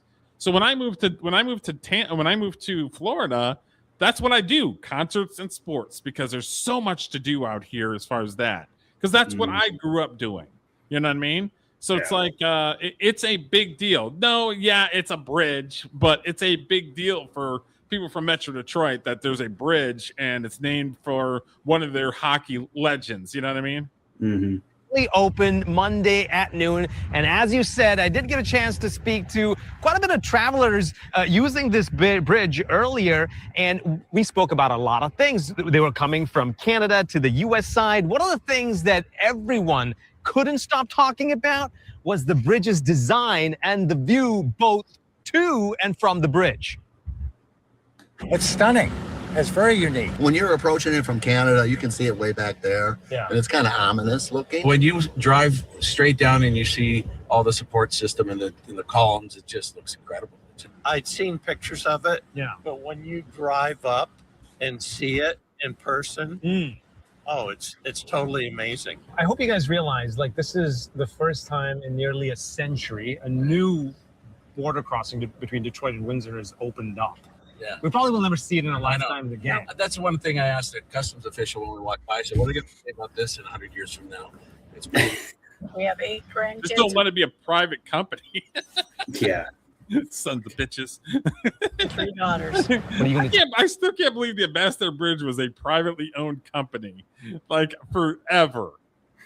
That the city, basically, the county, the country, didn't have say so for anything, and that's why this second bridge was made. It's cool to try it. Try it. Yeah. Come over. Yeah. Now, regardless of how you cross the bridge, whether it is through a vehicle or pedestrian or bike traffic, just remember the process to enter the U.S.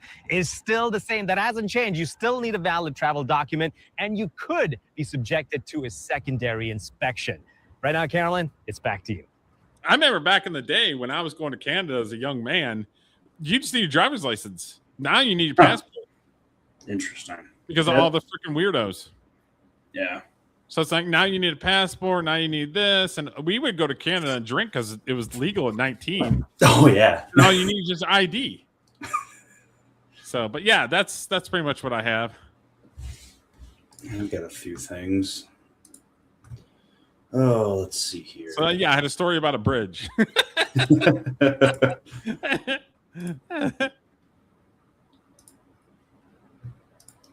So just recently, we know of all the Katlin Clark stuff going on. It's huge.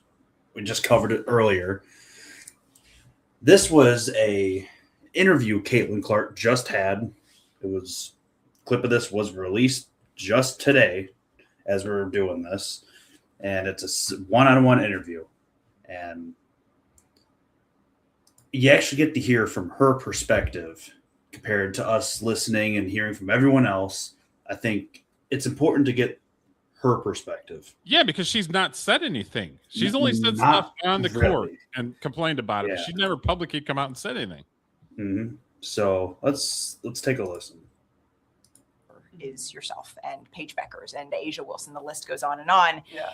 And yet so much of the discourse feels completely and totally unrelated to that. Do you feel that? Yeah, absolutely. And I think a lot of it is like, it's not always based in reality. I feel like media and journalism have a responsibility to tell the stories. And a lot of times, like, you guys are the ones controlling the narratives about what people read and what people talk about. And a lot of that is sometimes so far out of touch with what is reality. And that can be confusing to somebody that's 24 and trying to navigate life and trying to help her team win a championship. Case in point, an incident like Alyssa Thomas, the foul. A foul happens on the court. Yeah. You move on. She moves on. Yeah. And that should be the end of it. 100%. So top down, what needs to be done so that is? It seems like there's always a moment like that in every season that I've played so far. And I think for myself, like, I just try to navigate it the best I can. It gets exhausting. It gets frustrating because I bet. I think especially like that's a perfect example of like, yeah, it was a hard foul and it should have been dealt with in the moment and they should have decided what it was then and reviewed it. Great. We move on. You see it happen in the NBA all the time. It's not anything more than that. It's basketball. When I walk out of the locker room, I shouldn't be not fearful of what the conversation is going to be, but you know, you just like, it's emotionally exhausting. It's draining. It makes your shoulders tense because, you know, people don't want to talk about the basketball. They just want to stir it up and make it something else. How do you square the way that you are covered with who you know yourself to be? I think there's just like a false characterization of who I am sometimes. Like, and I get it. Like as a reporter or as a blogger, like you can write an opinion piece and that's your job and whatever. But at the same time, like you don't know me. Like we've never had a conversation. I get people have a job to do, but at the same time, like don't make accusations about my character and who I am when you don't know me. Like I understand this is your job and this is your racist. profession and this is what you get to do. And basketball is my profession and what I get to do. And the reason I play it is when I step in between the lines, I love it. And that's what's so fun about it for me is like, I get to compete. This was always my dream. And nobody should ever try to take that away from me. Like the love and the joy that I have for the game, and they haven't and they won't because it's my goal to win championships. And I know that I can help this team do that. And that's always what I remind myself in the moments that, you know, things go downhill. You have to be on the floor for those 17 games Damn right. in order for that to happen, both health-wise and technical fouls. Good point. I was thinking more health. I forgot about the technicals. So how are you squaring that in your head? Because that is within. I think it should be a great challenge for me to try to last 17 games without getting a technical. Unfortunately, I haven't got a single technical foul rescinded all year. But I think like the fire and the passion, like that's what makes me me. Yes. And absolutely there's moments where it can be reined in a little bit. And I think there's moments where I've been a little bit dull. The moments you see me at my best, I'm smiling, I'm fiery, I'm in it with the crowd. And that's what allows me to dominate the game, control the game, have fun with the crowd. Like I feel like an entertainer in a way. Like this, it's like an art to me. It's like, it's fun. It's like my creative juices flow in these moments on the court. But it's definitely something I'm going to be aware of. Like if I had to guess, like I'm probably not going to last 17 games, but I'm going to try everything in my power to last 17 games.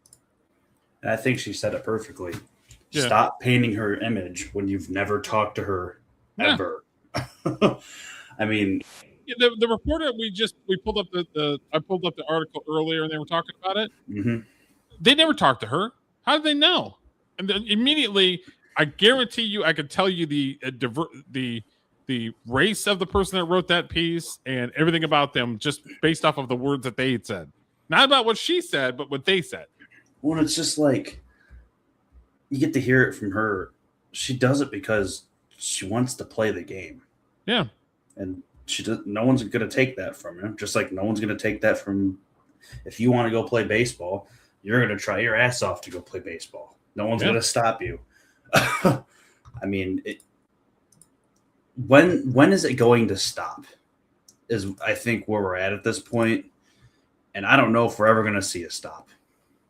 Well, the leadership of the WNBA needs to come out and say, look, this is what we're going to start doing. We're going to call fouls in the moment. We're not going to sit there and call each other racist and all this other stuff. I don't know if the league can take that. But the leadership is not stopping it. They want it. They want the controversy because they think that it sells. It's just getting old. Your star player and then getting her hurt all the time. That doesn't sell. Mm-hmm. It doesn't. Sticking on the basketball topic, especially if it's a new fan that's trying to understand the game, and you got girls calling each other racist and all this other stuff. Like, really? I wouldn't want to watch that if I'm a new fan. I'd be like, what are you talking about? So, LeBron James, as we talked about earlier, is now a Philadelphia 76er. Signed a 2-year deal, $8 million per year. They had to ask President Trump the question that everyone asks each other: LeBron or Michael Jordan? And it's always a fun thing to ask because you always get the old guys saying Jordan. You got the younger guys saying LeBron because they've never seen Jordan play. Michael Jordan is my opinion, is the better one. By far. You can say what you want. And has more championships to prove it. Very much so on my Bulls. But well, LeBron's got what, 2 or 3? Yeah, I'm not sure off the top of my head, but this is Mr. 47's response to the good old LeBron or Michael Jordan question. Where do you stand on LeBron versus Michael Jordan as the best ever? Well, Michael Jordan's a guy that's a friend of mine. Play golf with him. He's a really good guy. And I think LeBron is, maybe he's a racist, but maybe he doesn't like Trump. I don't know. But I only like people that like me. So I would say Michael Jordan. I mean, which valid answer. No, he's not. I mean, I would agree with a couple years ago, 2020 and 2021, LeBron kept running his mouth and talking about how that black people are oppressed. And like the next day that he said that, there was a confrontation with cops, and then a black person pulled out a knife, and then he came out and said, oh, they were just targeting because she's black, when she literally pulled a knife out. LeBron should have shut his mouth and dribbled the ball.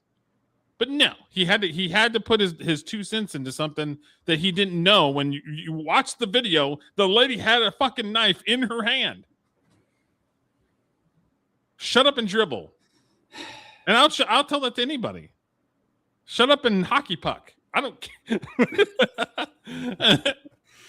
Yeah, I think it was a funny way to respond to the question, because obviously, yeah, he's gonna pick the one that he's friends with. Well, I mean, Jordan said back in the day, when they asked him if he was a Republican or Democrat, he basically says, "Well, Republicans buy tennis shoes." So, yeah, I just think looks at it as, I'm a businessman and I want money.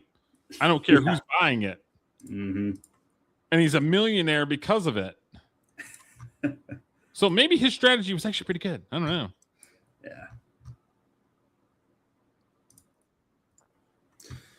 So we're in the season of baseball. Love me some baseball. So this is Cody Pounce, who was playing his first game with the Blue Jays this past day. And he's a pitcher. He did not have a great day, to put it as that. We'll see how it starts and how it ends. MLB appearance since 2021, and oh my!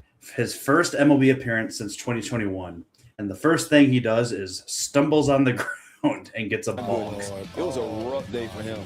You feel so bad for him. You saw him fall. And he got a balk. Yep, because that's a balk. I called for a balk after his. And then that's not even the worst. Maybe I don't know if that may have led to.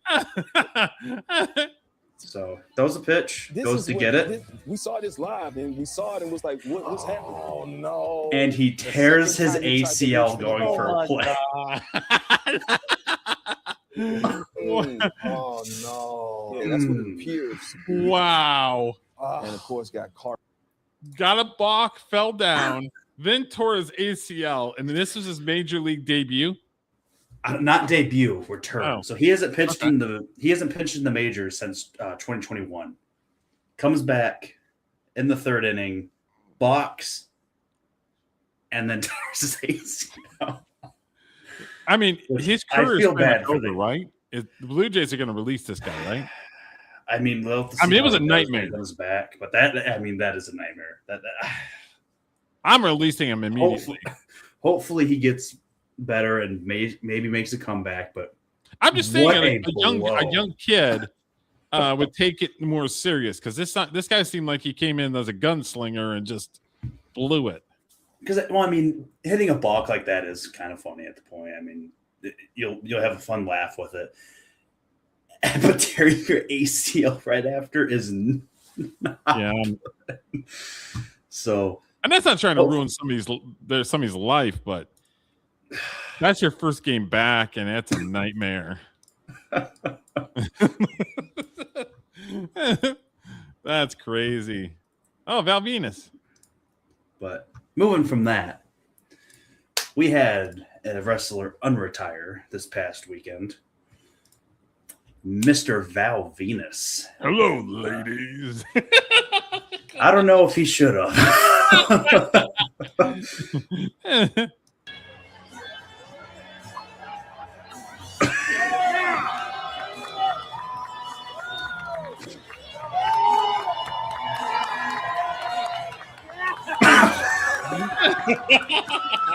Well, that was his gimmick. You're supposed to be like, oh yeah, I know, kind of.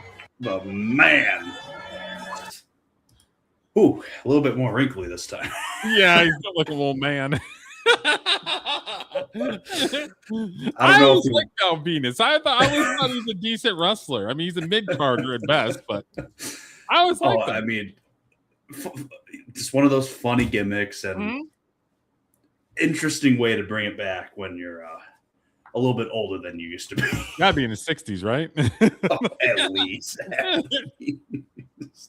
Yeah, he's pretty active on X too. Val Venus?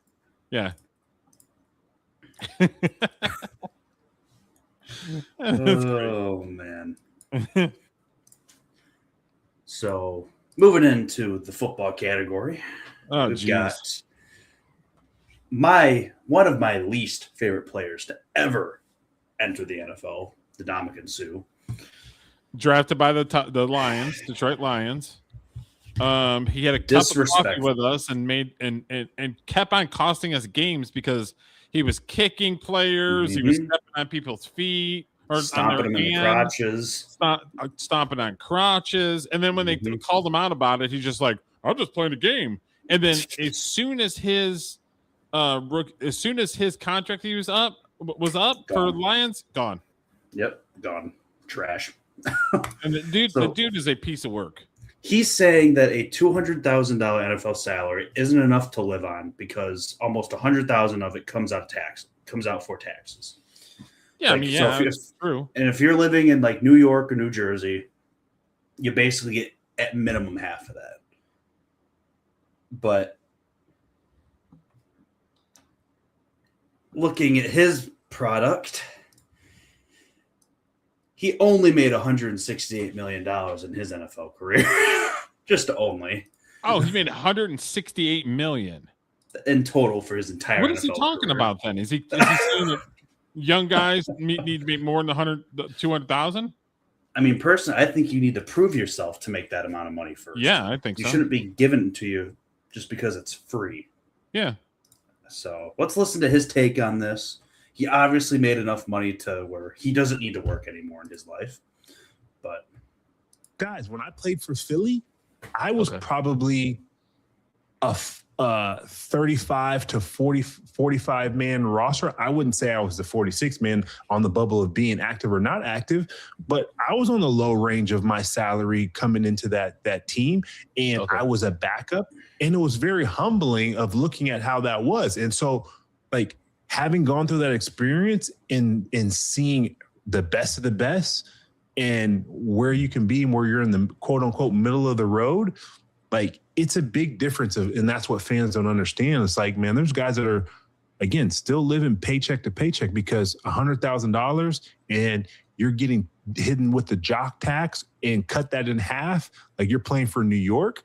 That's $50,000 that you're bringing home. All I hear is crying. Think about that. All I hear right now, just crying. Think about that. Let's just bump it up to $200,000.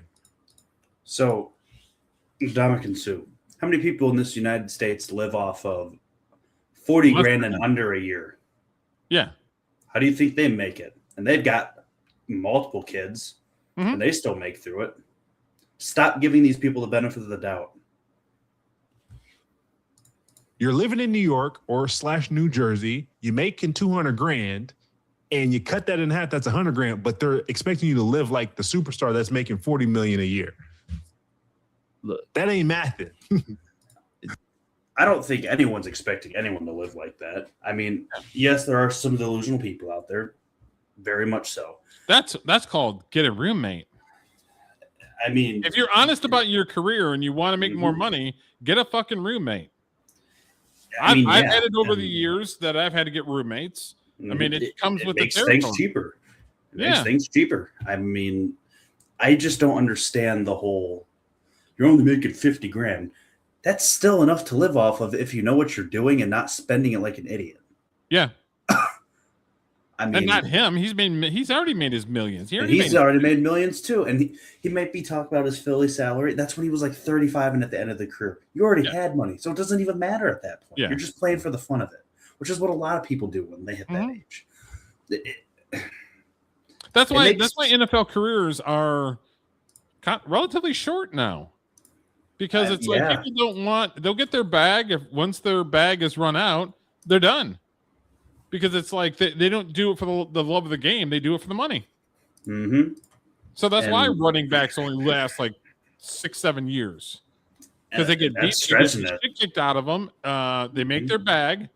And then it's like, are you useful anymore? No, you're not. Yeah. I don't know. I see what he's talking about to where, yes, it's hard for these people to live but at the same time, it's like, you should have a financial advisor that's helping you with that. You should have an area where you're saving money and not always spending to get the millions and millions of dollars. Money, yeah, I would be getting a money person. I mean, and then if they mess with your money, sue them and get more money. I mean, but I would be like, I'm going to pay this off. I want to pay this off. I want to pay this off, and then I want to start investing or saving. Oh yeah, big time. Keeping on the topic of money, this is Jacoby Brissett. Dog shit. So he was holding out of everything Cardinals related because he wanted more money. I want more money to play for this team. He went 1-11 last year and has been basically a career backup that has came in, I say at most, filled in when he's needed to be a starter and not done great. He held out for more money, and the Cardinals fell into it and gave him a deal for 2026 where he would get $15.1 million with incentives that could possibly get him to $21 million for 1 year, and he went 1-11. I mean, he's not dumb if the fucking Cardinals are willing to pay that dumb stuff. Good on him for his agent or him getting that. But yeah. I don't know if he's earned it. Maybe who knows? Maybe he'll change his one season around and earn it. But here's a reporter asking him about this. And I think this is just hilarious.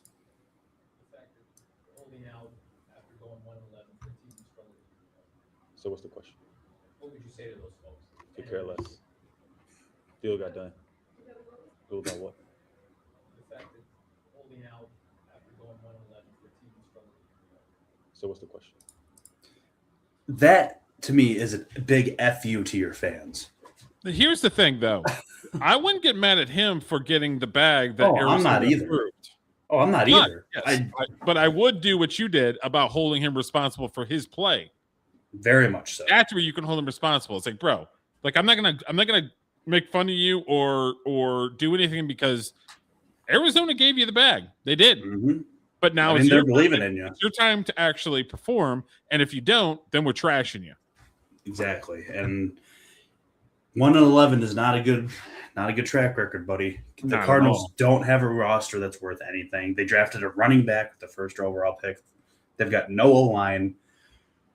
It's not going to go well. And this is just, in my opinion, going to fold over and be even worse in the long run. So, yeah, I don't know what the Cardinals are doing. That's on them. But in my opinion, the Cardinals are not a very well-ran organization. They haven't been in a while. They've got a few skill pieces. They've got one good receiver, tight end. Hopefully they're running back as well. Out of that, not much. Yeah. But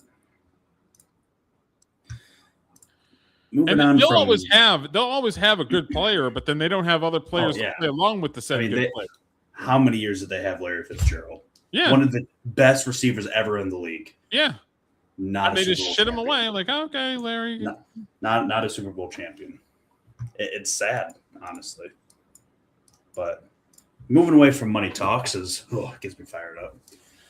Over this weekend, we got news that Kyle Shanahan, the 49ers head coach, was in a pretty horrific car accident, which we've never gotten anything like released about it, never talked about it. And Chris Sims, who is a good friend of Kyle Shanahan, basically is giving a little bit of an update, a little bit of something to hold us over until we figure out what actually happened. This injury is actually going to hold Shanahan like out of training camp because it was that bad. So it's going to affect him. But this is basically him just giving a little bit of context of He what must have happened. a good PR team, or the team PR team is just like, no, we're not saying anything. Yeah, because it kind of went under the radar, and then all of a sudden, boom, massive headlines. So, but here's basically one of his best friends getting a text from his wife explaining what happened. It was scary. There's no doubt about that. It was scary. You know how close I am to him and his wife, Mandy, and how great of friends they are. And of course, we were in the south of France just a month ago and having a great time together. But yeah, all of a sudden one day I get a text from Kyle's wife, Mandy. She texts myself and my wife. And it's like, oh no, Kyle's been a part of some horrible accident. And she sent us some pictures right off the bat. And it was like, oh my gosh. Like, so just to let you know, paint the picture. You've seen the injury report, the broken ribs, 40 stitches in the face, the broken nose, broken left hand, of course, the bad concussion. But when you first see it and it's fresh and some of the cuts are still wide open, I mean, it's jarring. It's jarring. It just, he was this close. I mean, he just described a very vicious accident. Like, that's freaking crazy. Like, that's crazy. It's not made social media, so they've tightened it up. Yeah, no, it's very tight. But this is a credible source because he's got the text from his wife. So to maybe losing his right eye, right? The scar is so big right here. Oh. And so all that stuff was just crazy to see. And of course, I'm, thinking of my friend, but yeah, it's tough. And he's still battling with this concussion. And yeah, it happened about 10 days ago now, I'd say 11, maybe somewhere like that. And 13 now. Holy crap. And yeah, happened on the 14th and it was disclosed on the 25th. He's healing. His face looks a whole lot better. But this concussion, of course, to get away with that not coming out and spreading is pretty damn good. Wow. That's almost a whole 10 days before it even came out. So being a part of that kind of accident is lingering and it's giving him issues, and he's certainly still dealing with that. It shook him up, right? I don't think he'd have any problem with me sharing this. It hit him hard, right? He was emotional about it, because he realized how close it was to being just a complete, utter disaster. Like, really, it was a disaster anyways. But, when you're that part of that accident, like I said, he could have lost his right eye. It could have been a lot worse. He's very concerned about the woman he got in the accident with and how she is and handling that situation. So there's just a lot there. And I think it was a lot for him to process a lot, at first as well. And then, of course, with it being, a few days before you got to start going to the office and worrying about football and everything else on top of it, where your break's ending and you're dealing with that as well. Yeah, it was tough for him. It's tough with their family. Their kids were in shock. And, you just realize how fragile life can be and how it could all change in just one split second. And thank God he's okay. But, yeah, he's going to have to deal with this and hopefully get his mind cleared up here over the next few weeks. Yeah, let me share something real quick. I don't know if this is I think it's real.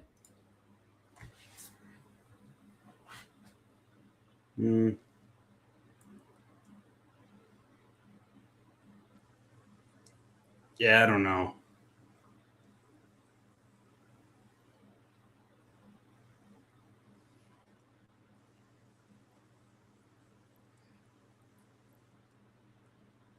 They just have pictures of him. Yeah, I don't know.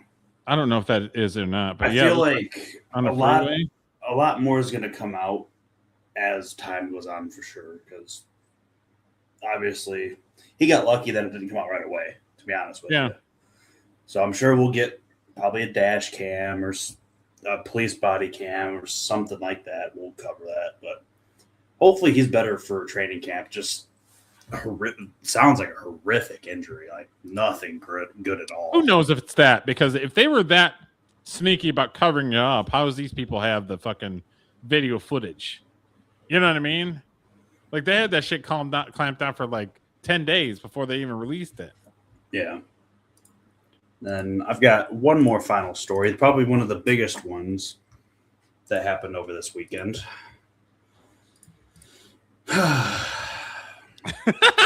One of your favorite people. Not at all. But Mr. Tony Romo, Mr. Jim, I don't know, Jim, was arrested for suspicion of operating a vehicle while under the influence. So this was actually in Milwaukee when it happened, so pretty close to me, about an hour and a half. And he was pulled over around 8 o'clock at night, taken into custody because he was not good at field sobriety tests. Believe it came out he was at a golf outing in Milwaukee. Yeah, that's what I heard. He was in a golf outing. He doesn't look like he's like out of it though. I don't know if I'd be smiling right now if I was him. I mean, we've talked about this before. In my opinion, there's no excuse for a DUI now. No. You have fucking Uber. Yep. Even if you're fucking Tony Romo. Fucking I'll tell you one thing, though. This court, we're going to be all over that. September 21st is when he goes to court. Okay. And I've got a video. This person basically explains some of Wisconsin's laws and whatever. That as soon as it comes out, we'll play it. I don't know. I mean, it's probably sure. just an arraignment thing, but it'll be short. Yeah. But he was arrested after a golf tournament in Wisconsin, near the Milwaukee area. And this guy basically looked into Wisconsin's laws and basically showed he might get away with this. So I'll play this. How do you get away with it? I'll let him explain. And I never heard this. You're the one who reached out to me and said Tony Romo's ass got caught. I never heard about it. Yeah, he done got caught. He done did. The funniest part about Tony Romo getting arrested is everyone realizing how insane Wisconsin's drinking laws are, myself included. And you know that people from Wisconsin are drinkers. Oh, When yeah, the big laws time. around drinking and driving basically give you a free DWI. So the other day, Tony Romo was in Wisconsin playing in a golf tournament where he shot 35 over, by the way. Not very good, Tony, but he got arrested for an OWI. I mean, it's probably a Knowing celebrity Wisconsin, golf an outing. OWI is So basically a it's DWI with his in buddies and they're Apparently getting Tony hammered. had And Yeah. Which a really sketchy field sobriety test, so he got arrested, cooperated, got booked, and then got released. Now, nobody knows what Tony's BAC was, but what happens to you legally in the state of Wisconsin when you drive drunk is different from any other state in the country. Because as I was looking into this, I just realized that your first offense is basically a get-out-of-jail-free card. The first offense of an OWI in Wisconsin is a fine of $150 to $300 with a $435 surcharge. You get your license revoked for 6 to 9 months. You got to take some courses, but there is no jail, and it's considered a civil crime. And this only stays on your record in the state of Wisconsin, and it does count towards future OWI. that is utterly insane. I think he still lives in Texas. So it's like, how many times is he going to go back unless he has to? Well, and here's the thing: if it's that easy, why not just go to Wisconsin and do that real quick? Well, how is he supposed to know what the fucking law is? Come on. Well, no. This law is basically saying that he's going to get away with it if he pays a fine and does like a course. Yeah, I understand that, but how's Tony Romo know what the fucking law is? Well, I'm not saying that. That's what this guy in this video is basically like. He's going to get away with it. Well, yeah, it's basically explaining how Wisconsin's laws are terrible and basically let people drive drunk and get away with it. Bunch of stupors, which anywhere should not be allowed. You should not go drink and drive because you will end up killing someone or yourself. It is terrible. Don't do it. Yeah. But it will not show up on background checks because it is a civil forfeiture. Compare this to any other state in the U.S. You're looking at a misdemeanor and up to a year in jail. Like in New York, you can get a felony on your second DWI. But in Wisconsin, it takes you 4 OWIs to get a felony. Now, in no way, shape, or form am I condoning drunk driving or driving under the influence, but Tony Romo did it in the best possible state to do it. I must say, you guys in Wisconsin, Again, how the fuck is Tony Romo going to know the law? That's not the point of this. Football players are not the smartest folks. Definitely not. Athletes are not smart at all. They break the law all the time. But it's just basically pointing out how Wisconsin is so different than in every other state that you can basically drive drunk three times before anything happens to you. I'm not saying go do that. Don't go do that. I advocate for that. But that is just insane to me. I mean, I understand that he did it in the best state possible. I'm just saying, is this guy immediately was like, well, he just picked the greatest state ever. It's like, what? Tony Romo has no excuse to be drunk driving anyways. He's got unlimited money. So yeah. Screw Tony Romo. Yeah, he's got millions and millions of dollars. What do you do? His commentary sucks anyways. Terrible commentary. You mean to tell me he couldn't just get a fucking Uber, take him to the hotel, and then in the morning go pick up your car? It's so simple that you can never do it. An assistant. It's so simple. He's a commentary for NFL, so he made millions as a player. Now he's probably making millions as a commentator. You're going to tell me that they don't have production assistants that are helping him fucking navigate life? Come on. Yeah, I was born at night, but it wasn't last night.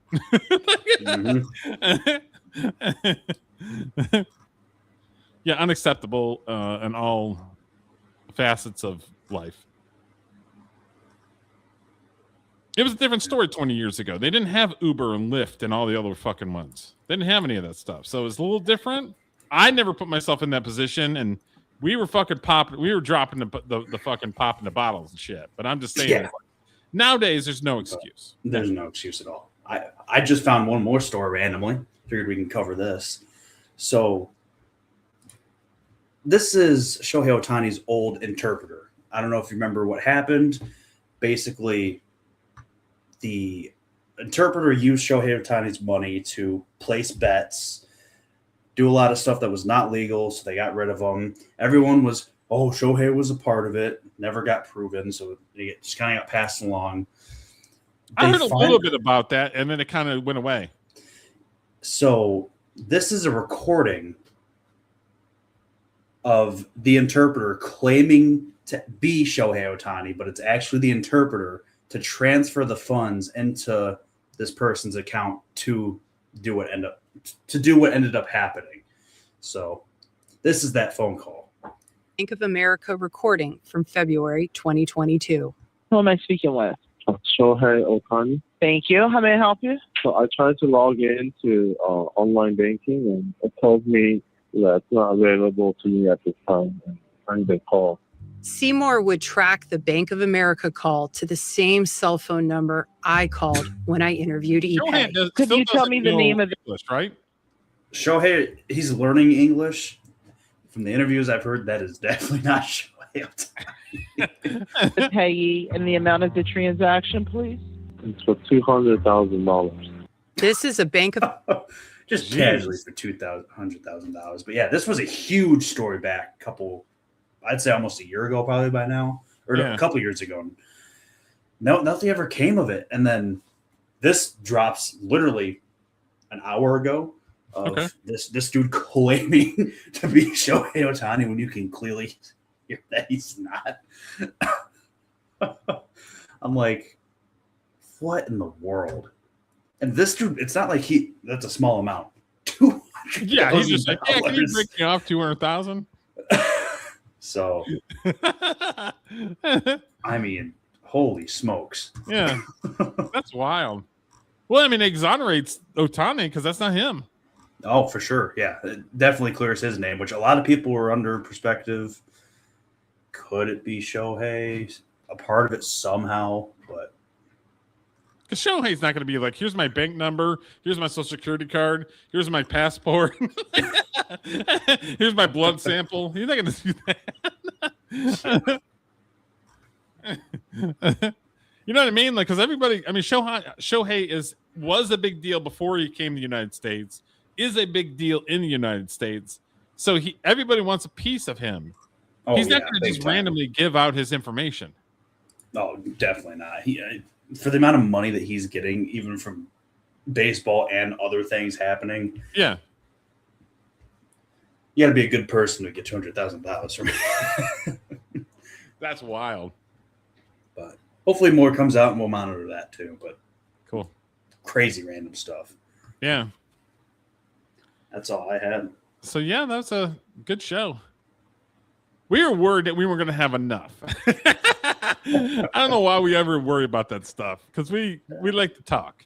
I mean, we made 2 hours out of just 20 clips, 30 clips. Hopefully that gets us a bit for a little while. Yeah. So, well, because I started for Frames and Rhythm is I was talking with the AI for the channel. As you can ask questions about the channel, and the AI will basically give you an answer. And it basically said that I don't have to post every day on Frames and Rhythm. So I've been doing it Friday. I've been doing Monday, Wednesday, Friday. And then I went back and said, okay, what does the numbers look like? And it's like, it's the same. So I was getting the same numbers from posting every day. And then now I'm just posting Monday, Wednesday, Friday. Okay. And then with the sports show, I've been just whenever we have clips, I'll post them. And then if I go to a sporting event or something, I'll post that as well. Of course, I had rude ass people going, "Oh, I don't care." It's like, okay, then get the fuck off my channel. I mean, it's not that hard. It really isn't. You don't like the content, move on. Yeah, literally. Move on. So, but all right. Thank you everybody for watching. I appreciate you guys. And so yeah, me and Julio, we're gonna go live tomorrow at 7 p.m. Eastern for Frames and Rhythm Live. And then I'll start processing these clips. So I'll start putting clips out for the next couple of days. I'll start put them out. Like I'm using the TikTok to promote the Frames and Rhythm channel and this channel. The only problem is I don't know if people are coming over. I think they're just reacting to the ones on TikTok and then moving on. Yeah, I don't know if they're actually coming over. Yeah, I'm not sure. So it's like, I don't know how much. I don't want to say I don't know how much more, but if it's not doing the thing that I want it to do, I don't know what else to do. Yeah. So I'll probably continue to do some shorts on there, but I don't know what degree because they're not switching over. So, but that's something I have to work on and look at the numbers to see if it's like what's going on with it. So, but all right, thank you everybody, and we will talk to you guys tomorrow. I got the cash in the bag, stadium packed. Born a rock star in this life, gonna live it up on the attack. Baby, I'm bad. I just wanna get caught up in this life. I'm crazy, I'm mad. Doing no cap. Only God wants you, better go live it up. Cash in the bag, stadium packed. Baby, I'm bad. Yeah. Baby, I'm bad. I just wanna stay bad, stay mad. Chip on my shoulder cause they treat me like an outcast. I ain't gonna take that, stay back. I'll be swinging hard till the hits come in all caps. I ain't gonna lay back, pray that someone's gonna help me. Ain't nobody like that. I ain't gonna wait, that's all fact. Give me one shot and I'll never get the throne back. I'm sick of being cautious. I'ma go cause something, can't stop this. I'ma steal everybody's lane, call it shoplift. Sick of hearing everyone complain when they thoughtless. Taste the pain, it's like candy canes. It makes me go change into a better frame, into a better name. Society's insane, we all live for fame. Yeah. Cash in the bag, stadium packed. Born a rock star in this life, gonna live it up on the attack. Baby, I'm bad. I just wanna get caught up in this life. I'm crazy, I'm mad. Do it no cap.